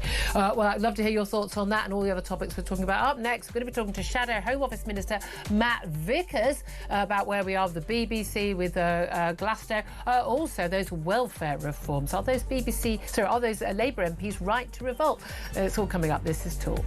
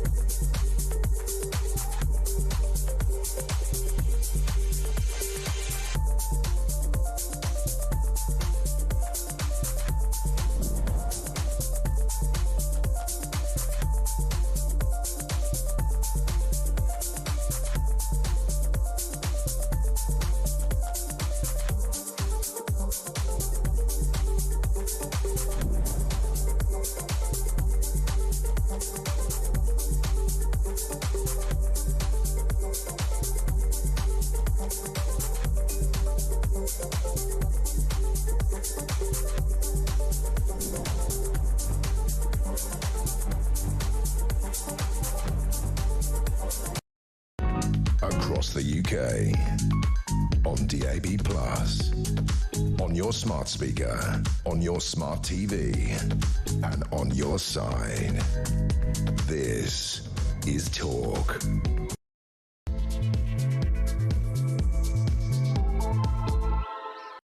A very, very good afternoon to you. This is Talk, the Home of Common Sense with me, Julia Hartley-Brewer. Thank you very much indeed for joining me. Whether you're listening on DAB Plus Radio or on your smart speaker, whether you're watching on YouTube or your connected device, it's great to have your company. If you missed anything from the show the last couple of hours, you missed a rip-roaring show, if you don't mind me saying. The guest, not me, obviously. But do take a look at my YouTube page, the Julia Hartley-Brewer Show. You hit subscribe and you will never miss a thing. Coming up in this hour, we're going to be talking about Keir Starmer blasting the BBC, demanding an explanation from the corporation for the decision to air Glastonbury act Bob Vylan's vile anti-Semitic hate speech at the weekend. The pro-Palestinian act repeatedly chanted death, death to the IDF on a live stream on the BBC iPlayer, but this was not pulled. No one pressed the button. Well, a statement from the BBC today in this last hour or so has said that they regret not pressing the button, not pulling the live stream, and they should have pulled that and said the anti-Semitic sentiments expressed by Bob Vylan were utterly unacceptable and have no place on our airwaves. I'm asking you today, though, whether or not the police, as we know, are already investigating. Should they be investigating BBC executives? Should people be losing their jobs? Should Bob Vylan, the act, face criminal charges themselves? Or is that, well, just basically as bad as prosecuting Lucy Connolly? But if you can prosecute Lucy Connolly for so-called hurty words and apparently incitement to violence, then surely this act, this Bob Vylan act, should be prosecuted as well. I'd love to hear your thoughts on all of that. Give us a call, 0344 499 1000. Text the word TALK and your message to 87222. Get in touch with us on X at Talk TV. Calls are charged at the national rate. Text cost £1, standard network rate message. We're also going to be talking about Keir Starmer's last-ditch bid to convince Labour MPs to back his cuts to disability benefits after a massive watering down. Just the latest and 3 U-turns now on major public policy issues. Will he get his vote through tomorrow? We've got the Works and Pensions Secretary Liz Kendall making a statement to Parliament later on today. But has the Prime Minister, even before he hits his 1-year anniversary, already lost, frankly, all of his authority? Plus, in the latest edition of Eco-Hypocrisy, the wedding of Jeff Bezos and Lauren Sanchez saw the arrival of nearly 100 private jets into Venice from celebrities who usually spend a lot of their time telling us about the dangers of climate change. But one rule for them, one more for us, usual form. Well, we'll talk about all of that coming up. Right now, let me introduce you to commentator Sam Armstrong, who is joining us throughout the show. A very, very good afternoon to you. Good once afternoon. Again. Just very briefly, because you and I discussed this at length, does the BBC statement change anything for you? A statement issued in the last hour. The BBC respects freedom of expression but stands firmly against incitement to violence. The anti-Semitic sentiments expressed by Bob Vylan were utterly unacceptable and have no place on our airwaves.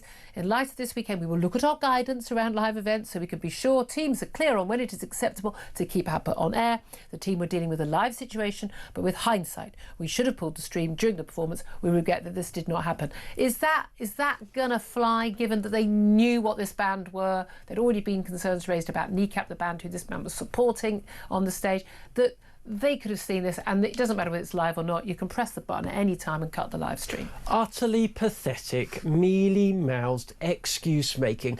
These guys who were sent down there at licence fees payers' expense had one job, which was to ensure that the output that was broadcast well, that it looked good, that it sounded good, and that crucially, critically, there were people sent down to ensure that it complied with editorial guidance. And it wasn't like they weren't warned that stuff on that stage, on that stream, were likely to be on the line, which is because Kneecap was on afterwards. They had one job to do, they failed. And I don't want to hear that we're going to make guidance clearer, that we're going to come up with this or that policy, that lessons will be learned. I don't want to hear it. I want to know who was responsible, why they failed to do it, and if there isn't an adequate excuse, I want them out the door, no longer taking a salary at licence fees payers' expense. Okay, now it's interesting because you're a free speaker and your argument is that people shouldn't be prosecuted, but you should lose your job. Well, let's put all of this to Matt Vickers, who's a Conservative MP, he's also Shadow Home Office Minister. A very good afternoon to you, Matt. Good afternoon, Julia. Thank you very much indeed for joining us. Well, your boss, I suppose, Chris Philp, the Shadow Home Secretary, he has called for, police to get involved. Lots of talk for, the Director General of the BBC to go. What action should be taken against both Bob Vylan, the rap duo, and the BBC? We are definitely in that space. We've heard an apology. It's an apology. We want to see what's going to be done about it. You make rightly the contrast between Lucy Connolly and this situation. Somebody tweeting to whatever followers they might have on Twitter versus absolutely vile, horrific stuff that's happened to here, but being broadcast by a state broadcaster, paid for by licence fee payers. It is entirely unacceptable. Someone needs to be held to account. And the people who choose to spew this vile stuff out on stage to this huge audience deserve to face real consequences. Well, look, for people who've been living under a stone for the last couple of days, let's play a little clip. Again, there is a difference between people informing people by what with the chant, as opposed to just like putting out as if it's just acceptable. So this is what the punk rap duo, born in the ghettos of Ipswich, what they had to say to some 30,000 live crowd at Glastonbury, one of the stages, and of course many, many more watching on the live stream on the BBC. This is the chant. Death, death to the IDF, death, death to the IDF, death, death to the IDF, death, death to the IDF, death, death to the IDF. Hell yeah, from the river to the sea, Palestine must be, will be, inshallah, it will be free. I mean, I'm thinking after the first death to the IDF, you'd have another 4 chances to push the button on that. Is the BBC treated differently from any other broadcasters? Because I'm pretty darn sure that if we here at Talk or any other rival station broadcast something similar, something equivalent, we'd be hauled over the coals. Offcom say they're looking into it and they're very concerned. But I think the rules seem to be different, in particular when it comes to the BBC admitted anti-Semitic sentiments. This wasn't the only thing that this guy had to say on stage. If anyone was, my station or many other stations, if they'd shouted stuff about black people or Muslims, do you think that the same reaction would have been had by the BBC staff? Or do you agree with me, and it's a point I put to a very senior executive at the BBC who was outraged when I said this to them, that actually the BBC is now institutionally anti-Semitic? It is. Well, we saw the carry on with the documentary by, Hamas relatives. On you come, tell us your worldview. But this is a little boy who was supposed to be some little lad, and it was an hour-long documentary, and it turns out he's the son of a Hamas official. Yeah, I mean, utterly ridiculous. That is what the BBC is feeding us. But the public rely on the BBC. Stupidly, we all pay our licence fees. Well, some of us pay our licence fees or don't, to contribute to this thing. It's meant to be independent. It's meant to be above politics. It's meant to be above all this shenanigans. But you rightly say, if something of the same style happened on your channel, it would be real consequence. There should be 2 bars. But their bar should be higher than yours. They are funded by taxpayers against our will.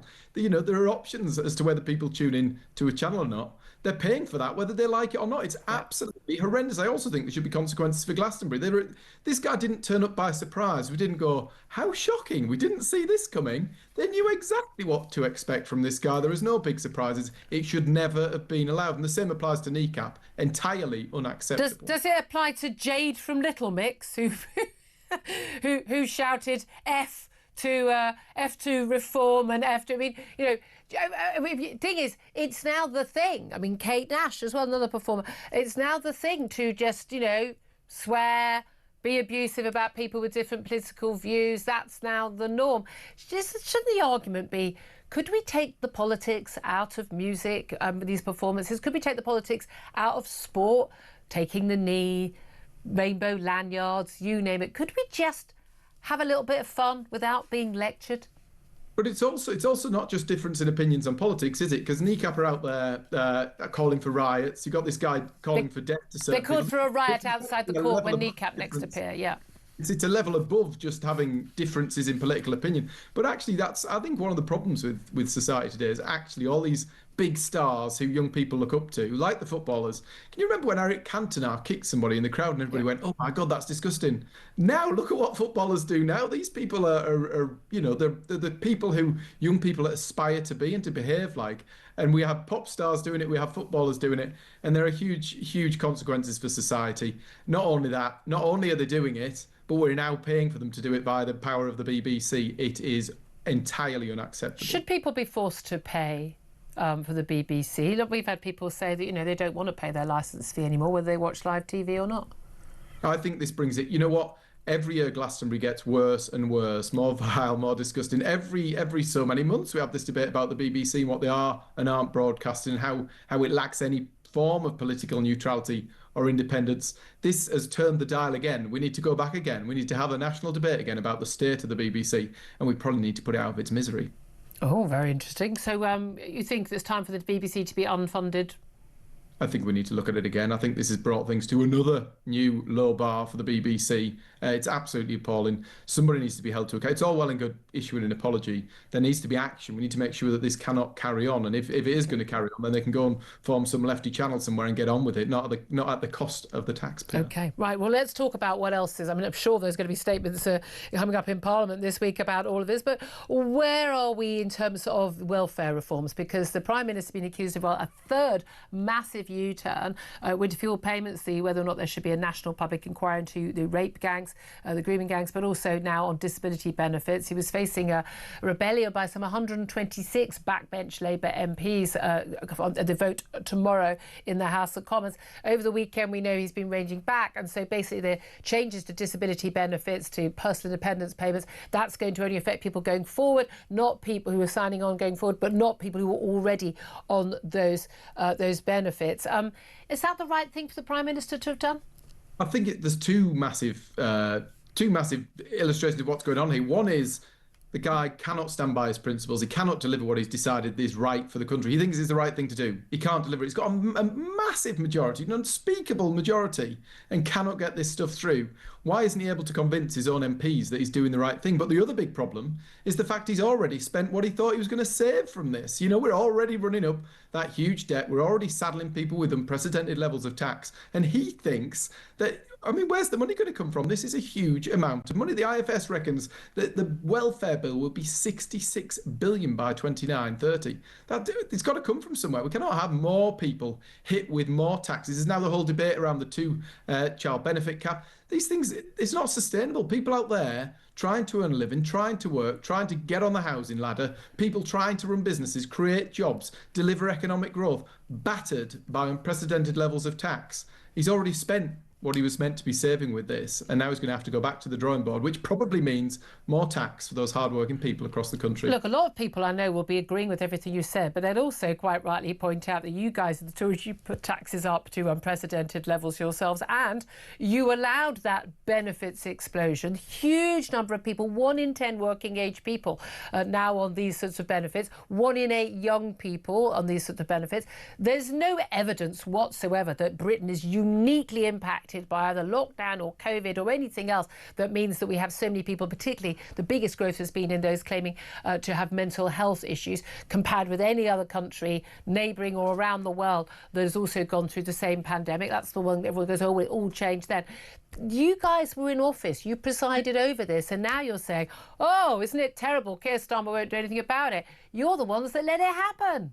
Well, two probes there. One is about the cost and the taxes. Well, one thing that did happen that was unprecedented is the scale of the cost of COVID. If you walk down the high street here and ask businesses what they got during the pandemic that allowed them to carry on business, allowed them to keep those jobs going, and allowed our economy to keep going. That's one thing in terms of costs and taxes. But that, by the way, that wasn't the cost of COVID. That was the cost of lockdown policy.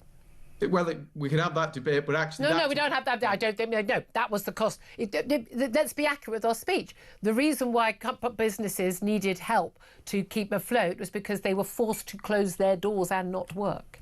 We were right to support them. I was a rebel during the pandemic. We know that all too well. I got into lots of trouble for it, and it got me wrist slapped, and probably would have been doing a different job by now. But yes, there was lots of consequences. But one thing that I am grateful of from the previous government is the fact they supported these businesses. And go and take you to a few businesses in my high street that wouldn't be here now. Given that they've done the dumb policy of closing everything down, I'm glad that people got support. We're paying for it now, and everyone knew we'd be paying for it now. But that's still not an excuse for basically a massive increase. I mean, a huge explosion in the number of people, particularly young people, claiming disability benefits because everyone's being assessed on Zoom.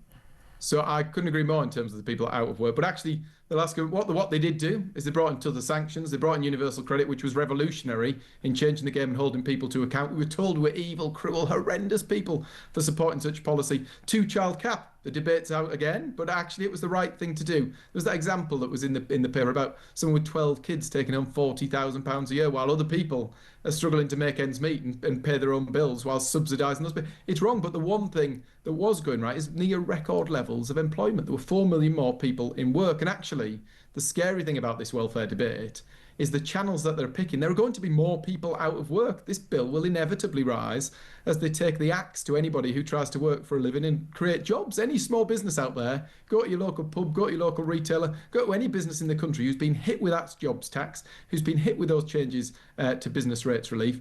They are they're creating more unemployed people, and this bill will inevitably rise, not only because they haven't got the bottle to go through with the reforms that they need to go through with, but because there are more people out of work. Did you accept that the reforms that Keir Starmer was proposing didn't even touch the sides of the need in terms of what needed to be done? And the reason why the problem is so bad is because you guys allowed it to become that bad. The explosion has happened since 2020. You guys were in office for 4 of those years.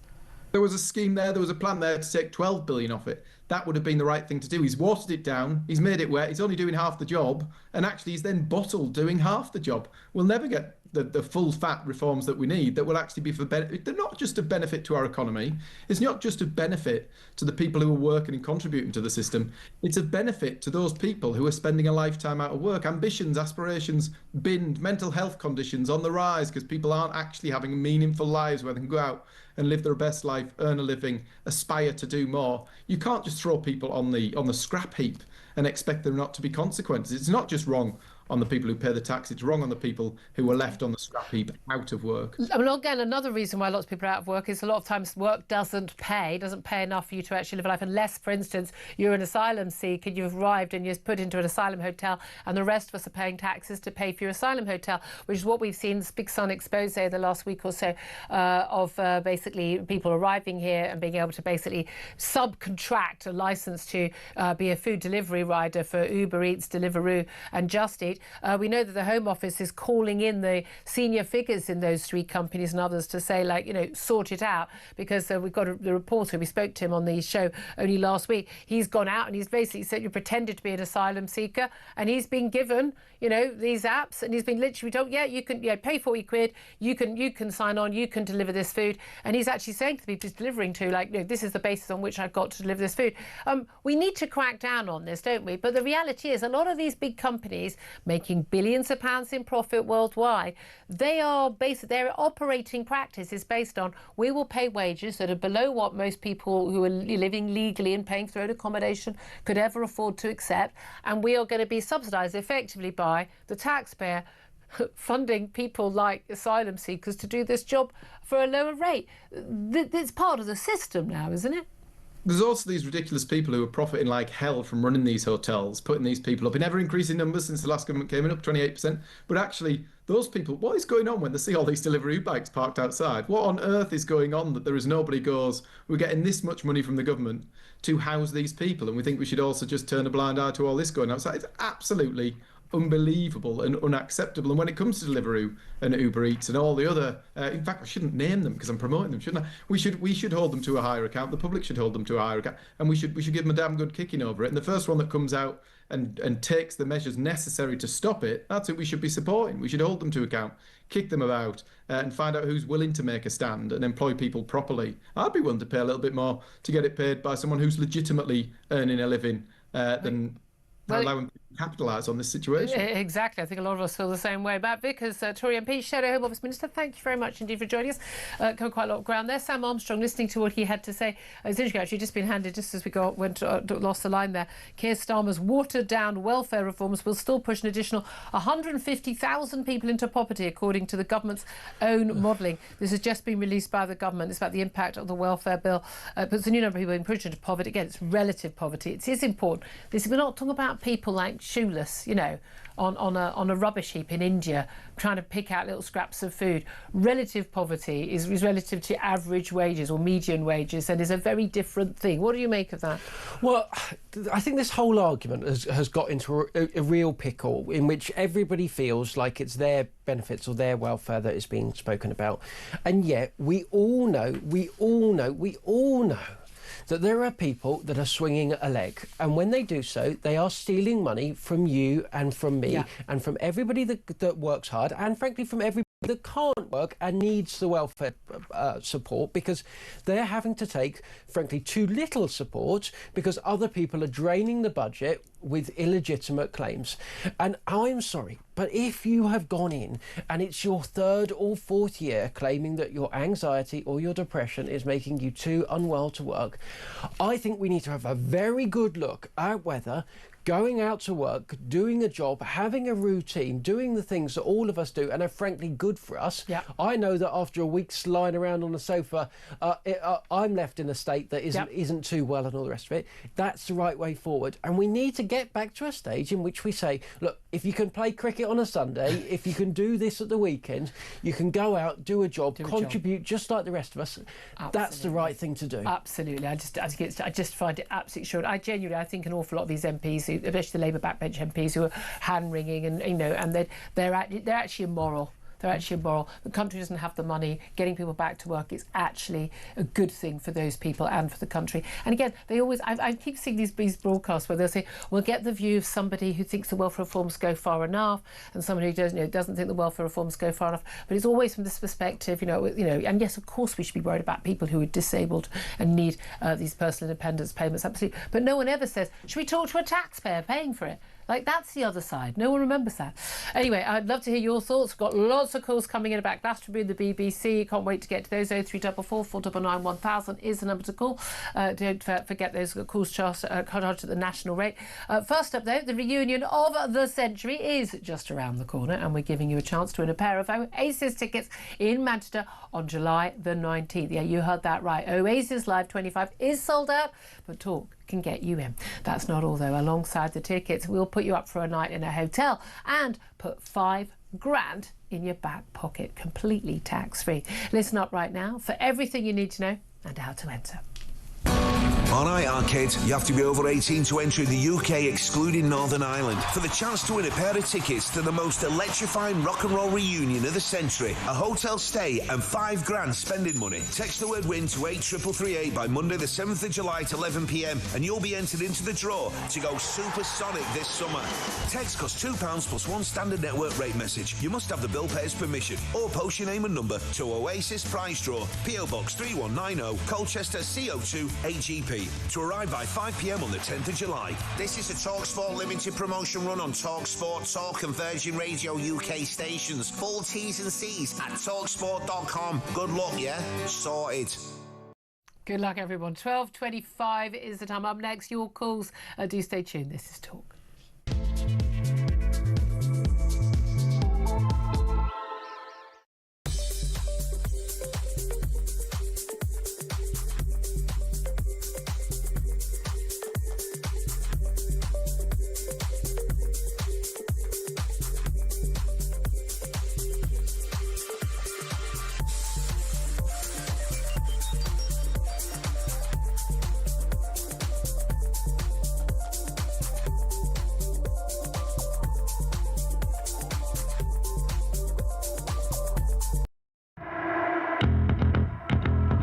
There's an altered state there, notwithstanding the slabs that fly in. The climate, everything's changing, poor us, poor the world, save the world. And yet, they're flying in and out from the helipads. It's just in what planet? It used to be a music festival. It used to be a music festival. And like all things that start down the trajectory of sort of woke leftism, it keeps going until reality is a dot on the horizon behind it.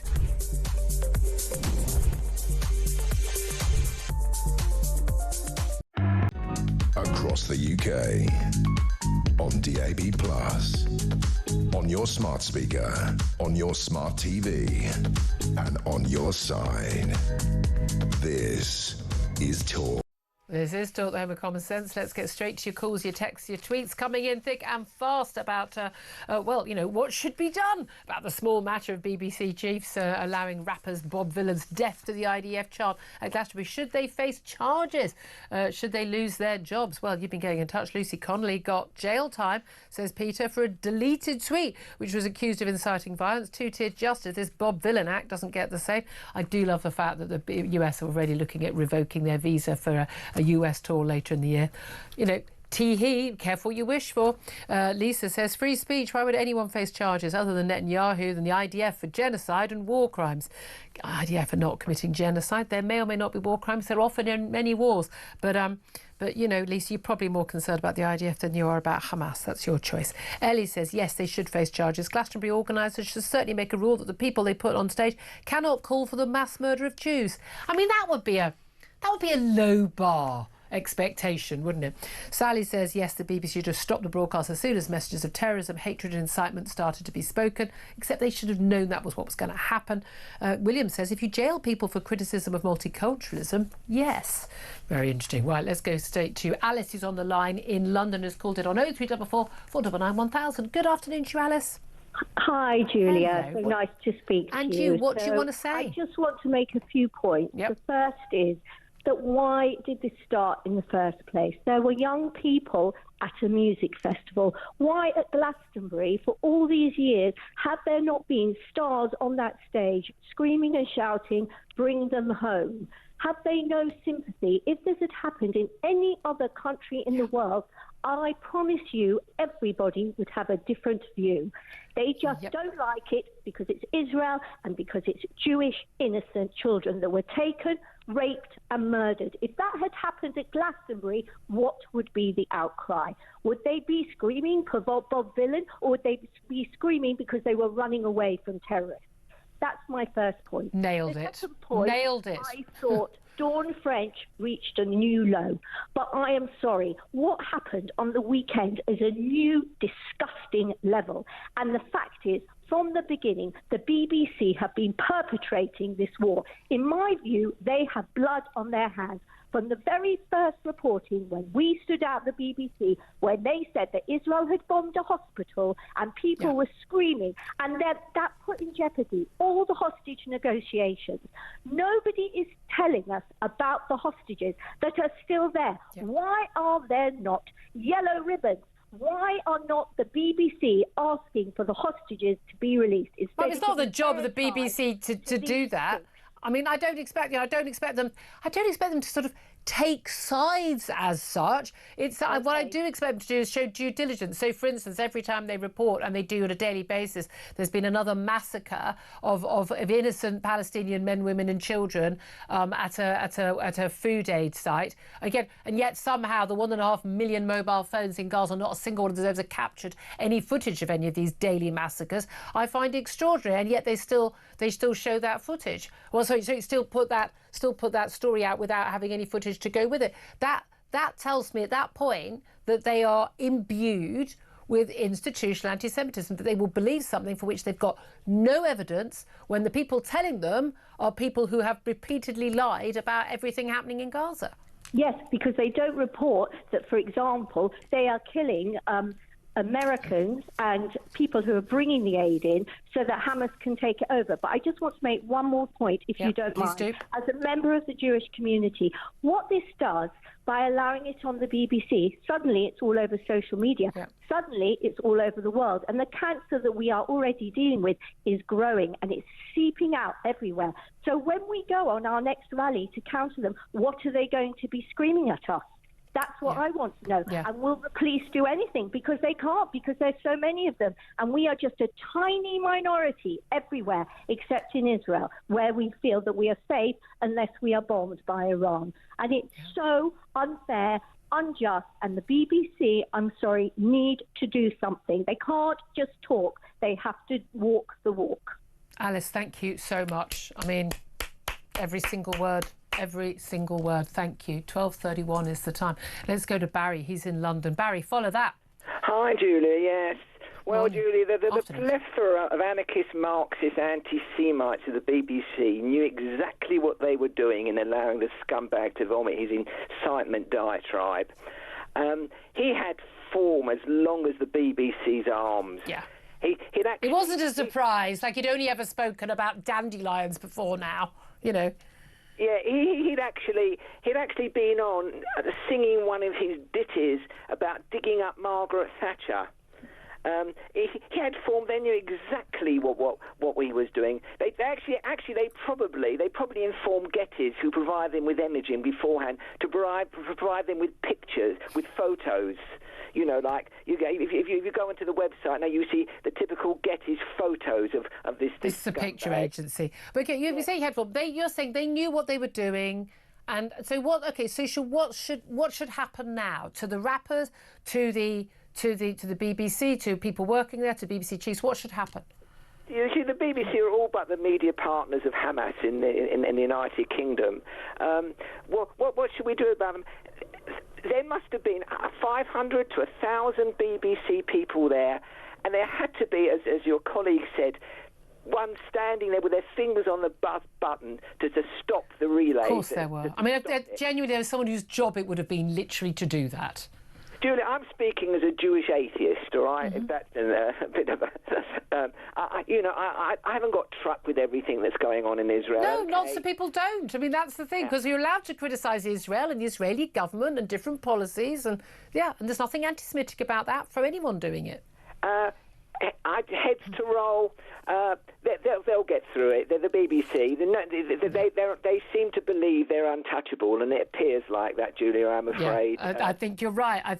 But the fact I'm amazed they've even admitted they've done something wrong. Even they think we might have gone a bit too far this time. I think they go too far every single day. But there we are. Barry, appreciate your call, and big thanks to Alice as well. Love to hear your thoughts. If you disagree, I mean, I don't choose those calls that are coming up genuinely. I'd love to hear from you if you disagree on that.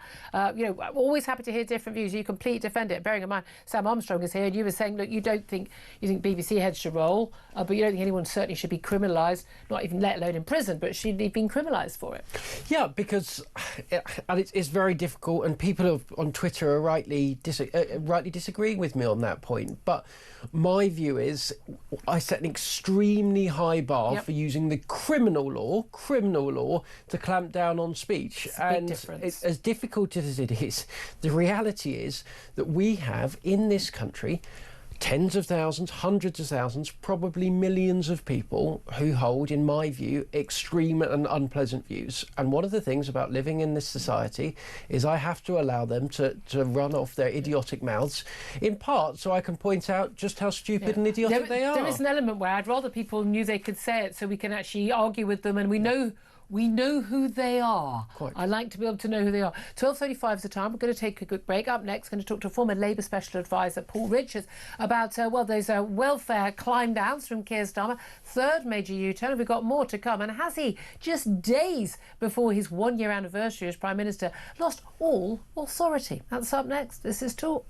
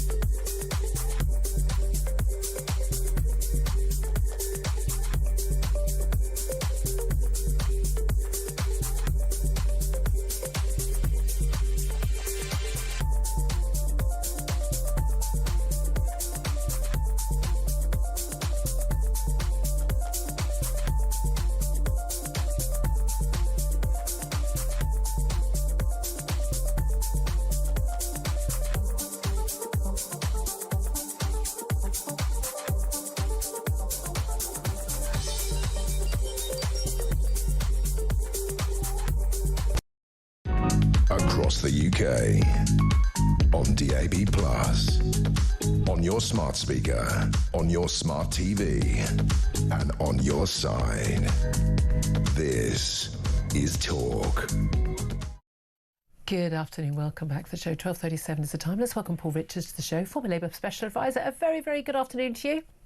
Hello, Julia. How are you? Very well indeed. Thank you very much indeed for joining. Although, unlike apparently half of our callers today, I don't have a swimming pool at home. I don't know. Do you have a swimming pool at home? No, but I do live very near a beach, which is where I'm going.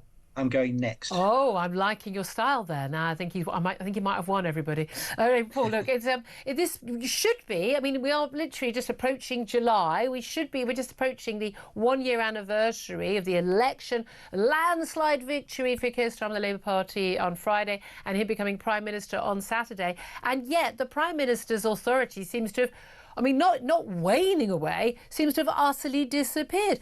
We are looking at his third major U-turn in office on things that he was standing absolutely by and defending at the time. Winter fuel allowance being cut for some 10 million pensioners. There should not be a national public inquiry into the rape and grooming gangs. And also we needed to have cuts to disability benefits and personal independence payments. Absolutely stood by all of that.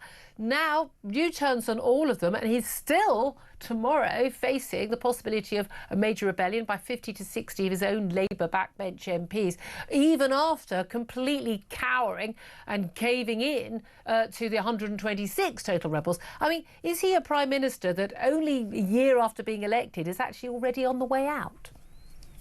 I think after 1 year, the scorecard is very good on the international stage. So I think he's led the rearmament of Europe. He's got us 3 good trade deals, which no previous government has managed to do, including with the EU and India and, of course, the USA. He is respected on that world stage from other world leaders.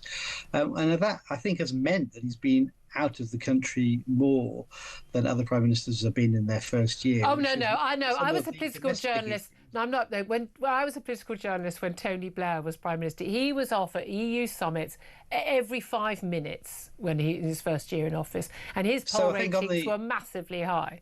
So on the second part about the domestic agenda, I think obviously it needs to try harder, and I think the climb down today is a positive thing in the sense that the policy would have put people into poverty, and the Labour MPs have said, no, that's not what we want. And he's listened to that, too late as it happens, but he has listened to it, which means there won't be a big rebellion. So the original question was, his authority. Well, he stamped his authority down on the Parliamentary Labour Party today by saying, look, I've listened to you, here are the changes you want. Now get in the Labour lobbies, which is what will happen. I'm sorry, no, I'm really, Paul, I'm very confused by this. Okay, so say, my kid, when she was like 7 or 8 years old, and I said, you have to go to bed at 7 p.m. or whatever time it would be. And she said, no, I'm not going to go to bed at 7 p.m. I'm going to have a full-on tantrum. This never happened, by the way. But I want to go to bed at 8 p.m. And then I went, OK, you can go to bed at 7:45. Would that be me as a parent stamping my authority as a parent? Would that be me caving in to a tantruming child? Well, I'm not sure the analogy stands up because the Labour MPs said, look, we've been listening to our constituencies, we're talking to people who are on the PIP payments who are worried, and we don't think this policy is going to get the objective, which is getting people back to work. Sorry, and getting didn't the Work and Pension Secretary, didn't anyone at number 10, Keir Starmer's an MP, do they not talk to their constituents about what the impact of the welfare payments would be? Given the fact that people have been raising that for a couple of months now, that wasn't an issue until the weekend when he was facing a massive defeat from his own MPs. Suddenly now he cares what those people think. No, again, I think that's unfair. I mean, there is all the interviews he's given over the weekend, admitting failings, and they're quite actually refreshingly honest, I think, the sort of masochism strategy he's adopted over the weekend, saying, yep, I got it wrong, I think just shows that he can't treat Labour MPs as lobby fodder. He does need to listen to their expertise and their views, and that's what's happened. So this bill will go forward in a very different way than intended. It was something, I think, cooked up in the Treasury by civil servants. It didn't have a political sound. Oh, no, OK, now we have that. Now it's got nothing to do with the government. I'm sorry, you say refreshingly honest. This is a man who says he regrets, he deeply regrets saying the phrase, we're going to be becoming an island of strangers over the immigration issue and lack of integration. But he says he regrets saying it, but he hadn't read the speech properly. He hasn't paid attention to concerns over welfare reform because he's been distracted by foreign affairs. I mean, he's not admitting to, he's not being honest, he's admitting he's not up to the job. I think it is honest, and it's refreshing. He doesn't from that read his point of view. speeches, and he doesn't I mean, pay attention to public policy that his own government is pushing. And you think well, that's he's not up what to he's the job? saying, is it, Julia? But if he turned up was and distracted. said, if he'd said 1 year on everything is going fine, it's all marvellous, you'd be all over him like a rash, wouldn't you? Because he would be lying. But his honesty, I think, shows that there's an ability for this government to learn from the lessons of the last few weeks. To cave in. Well, no, they don't learn. They simply give in when there's public pressure. Look, at this time, a year after Tony Blair was elected, at this time, he had a net favourability, bearing in mind there are people who hate him anyway and people who like him, net favourability of plus 34. David Cameron, as Prime Minister of a coalition government, didn't even have a majority. Dealing with the aftermath of the economic crisis, the banking crisis, he had net favourability of -3. Keir Starmer, -54. I think that's a reflection of the very difficult decisions he's had to take in the first What year. What difficult decisions has he taken? He's rode back on all the difficult decisions. Well, he's had to sort out the economy. Has he? Oh, is that sorted out now? He's dealing with the small boats crisis that we talk about every week. Those gangs are smashed? Well, Paul, with all due respect, my lovely, people. Paul, I've known you a long time. I don't think even you think that anyone believes what you're saying is true. Well, I think they do, and I think the fact is that we won a council by-election in Stevenage last week, where I was. People are still voting Labour. There are signs that people are going to back the government because they know it's taking long-term decisions. Have you seen the polls? That is unpopular in the short term, but for long-term gains. You know as well as I do. You know as well as I do. Everyone is expecting there'll be another U-turn on those tax pledges about working people in the autumn. We also know there's more than 40 Labour MPs who are concerned that their constituencies are because they've got a lot of rural areas, which they thought, that was they're Tory shires, but they've got Labour MPs now. They're planning to water down the inheritance tax rate on farmers.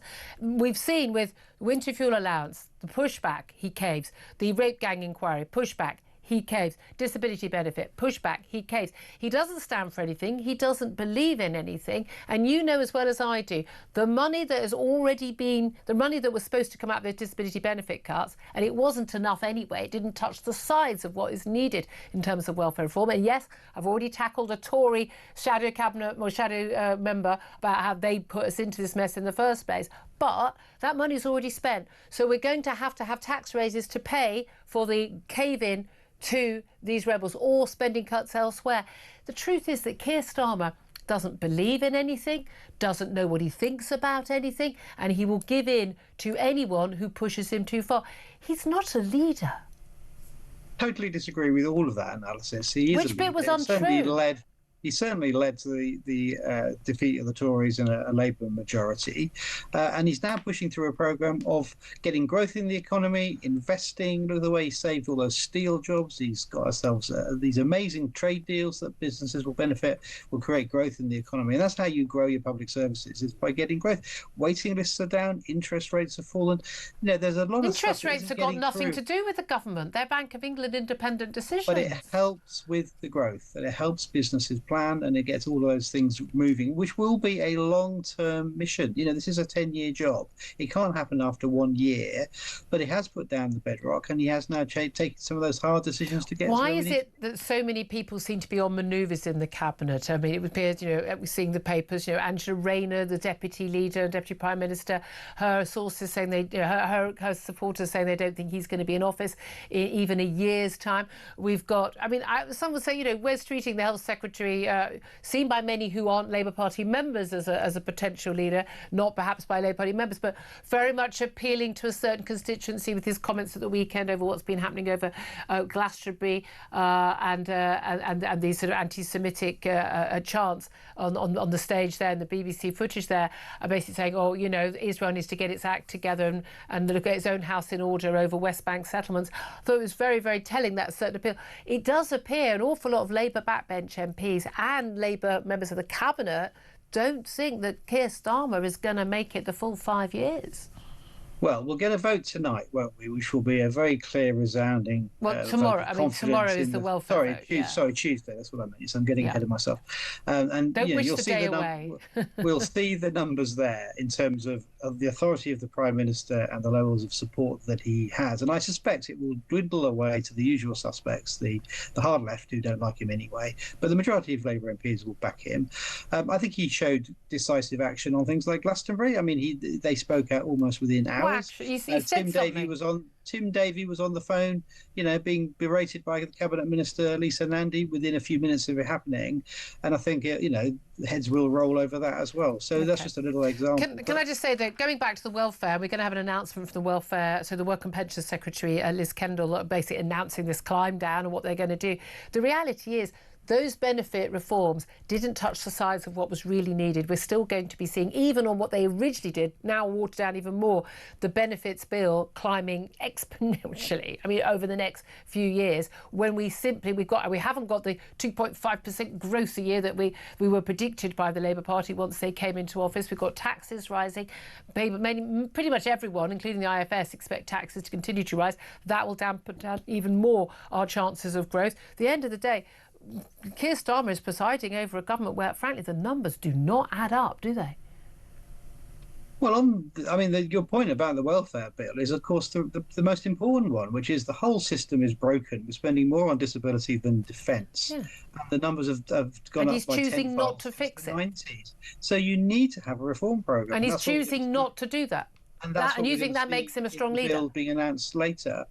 But, all of that is predicated on getting people back to work. Anyone who can work should work. And we shouldn't have millions of people on benefits who could be working in some way. But he won't do the reforms to make that happen. Well, that's the reforms that are being announced today, isn't it? That's what they're going to be voting on tomorrow night. So in a year's time, when people are back to work... he won't be there, according to you. But I will eat my hat on your show, by the way, if he's not Prime Minister in 1 year from now.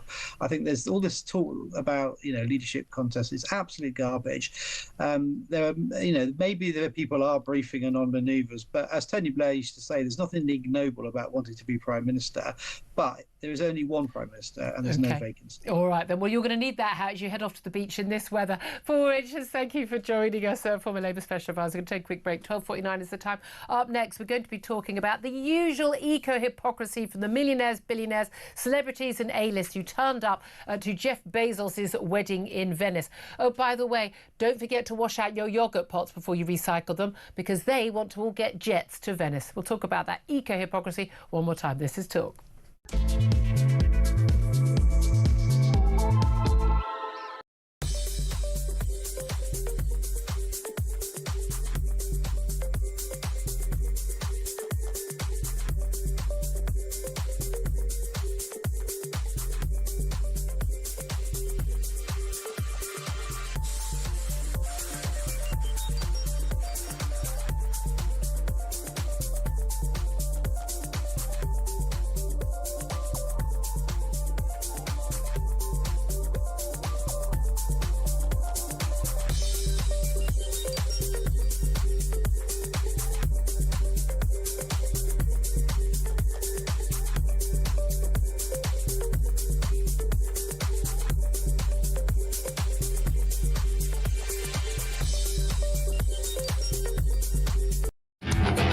There's an altered state there, notwithstanding the slabs that fly in. The climate, everything's changing, poor us, poor the world, save the world. And yet, they're flying in and out from the helipads.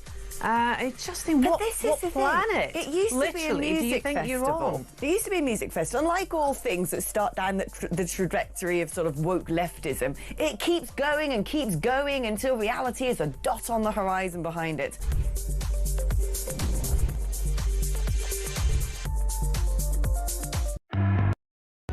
Across the UK, on DAB+, on your smart speaker, on your smart TV, and on your side.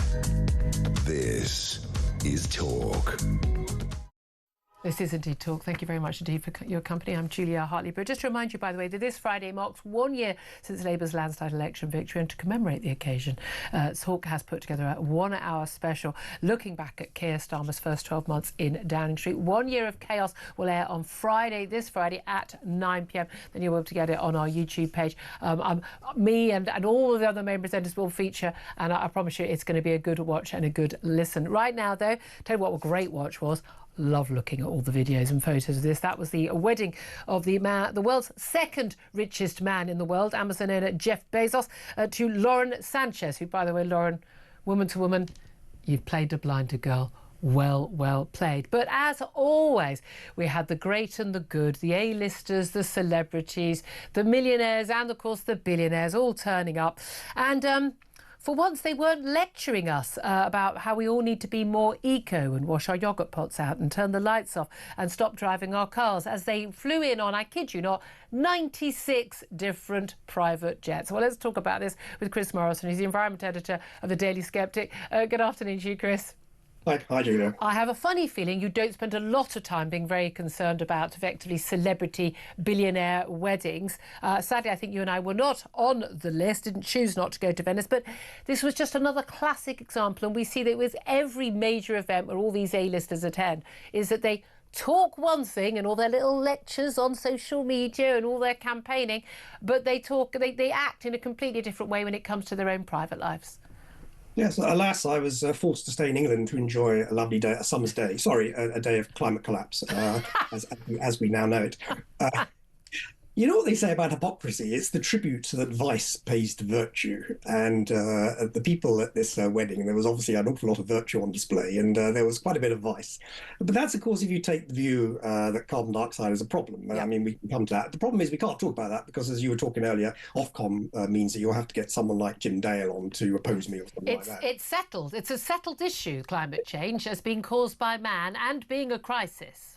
Yes, yeah, and the fact that nobody can talk about it for the last 40 years means that most of the people there know absolutely diddly squat about it, and they don't understand that carbon dioxide is a trace gas, that we probably might even need a bit more in it when we see the enormous greening and the de-desertification that's going on at the moment. But leaving that aside, we don't want to get too upset Ofcom too much by talking. No, feel free. If Ofcom are upset by facts, I've not got an issue with that. Yes. Well, I mean, when you're dealing with climate, facts are useful, but not necessarily when it's reported in the mainstream media. No, we had all these people, these celebrities. I looked at some of the guest lists. We had DiCaprio, the actor. Yeah. This is a chap who flew 9 years ago. He flew 8,000 miles to pick up an award. Yeah. An award, would you believe, for an environment award. It's just wonderful, isn't it? I mean, it's so blatant. I mean, I often say this, but it's like, do they know we can see them? Yes, I know. It's it's very much the rant of the sinner of the ages. Oh Lord, make me holy, but not just yet. We had Bill Gates is another one who spent a fortune, got a private plane, justifies it because of his work needs to be sent around the world, and justifies it because he does a bit of carbon capture. Well, as I say, the CO2 that we're pushing out into the atmosphere with all those lovely private jets is actually doing a much better job of greening the planet than some silly carbon capture scheme that he. But the key thing about this is, again, everyone says, this is the equivalent, right? 96 private jets, equivalent to 27,300 cars, daily emissions. I don't care. I think cars are a great thing. Cars are a lot cleaner than they used to be, and that's a really good thing. Indeed, they're working on making aviation fuel a lot cleaner than it used to be, and planes that's also a really good thing. But fundamentally, the ability to travel, whether it's, to your place of work or to go visit family or to go to a billionaire friend's wedding on the other side of the world, that's a good thing. We used to enjoy the fact that human beings had taken control over our lives in that way, and now it's supposed to be terribly bad and, sackcloth and ashes and self-flagellation. And it is a very, very, very strange thing. But the people who most preach this are the people who basically carry on with their own lives. And what they mean is, again, these people are all signed up to all these projects where, people shouldn't be allowed to drive in their own cities or to travel a long way or get more than, say, one return flight on a holiday a year, and they want to wag their fingers at everyone. But what they think is that I'll be able to buy my own way out of that because I'm rich and I'm privileged, and what I do is different from what us mortals, us plebs do. It's a political narrative, of course. It's got nothing to do with science. And in fact, they gave up talking about the science 40 years ago. And as I say, put on people like Jim Dale to discuss it. So they've given up themselves. It's a political narrative. It's if you control hydrocarbons, as you say, you can control more or less what humans do. There's a neo-Malthusian narrative behind it. They think there's just too many people on the Earth. They do. That can be, discussed either way. The Earth has managed to sort of survive even with 8 billion people because of the use of hydrocarbons. Because the hydrocarbons provide this wonderful fertilizer that means that we can feed the Earth. We can, as you say, travel where we wish. They wished, if you like, to control. It's an elitist control mechanism. As I say, designed really. Gates talks about, flew in by private plane. In his book that was given huge publicity on the BBC, I think he read it out for, Book of the Week. He talks about eating less meat.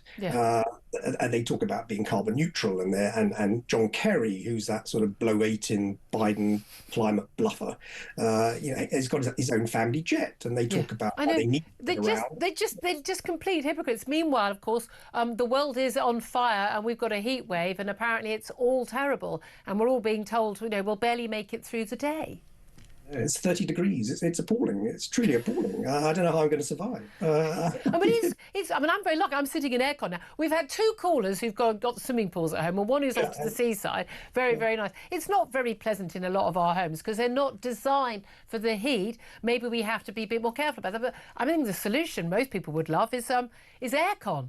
Air conditioning would be the solution to all of our problems, would it not? But, run by fossil fuels. Chris Morrison, I wish we had along with you. Always so good to get you on. Environment editor at the Daily Sceptic. Thank you very much indeed. Sam Armstrong, just your final word on that. Am I alone in finding this Bezos wedding a bit tacky? I just think it's very tacky. Just going to buying up a city that you've got nothing to do with, that's Venice. It's not like his wife was born there. No, maybe her breasts are from there. I don't know. It's just so tacky. The Kardashians there. This is what Americans have no class. This is my final thought. I'm ashamed of myself. I feel dirty, but I did like looking at the pictures. But I say, Lauren Sanchez, you played a blinder girl. You got the ring on the finger. If you liked it, put a ring on it. I'm saying she got the ring on the finger from the billionaire. I would love to read that prenup, but I don't care how bad that prenup is. The lady's going to walk away rich. Also, he definitely has a physical type, doesn't he? He does. Definitely has a physical type. Some slightly more pneumatic than others. But there you are, girls. Just saying, in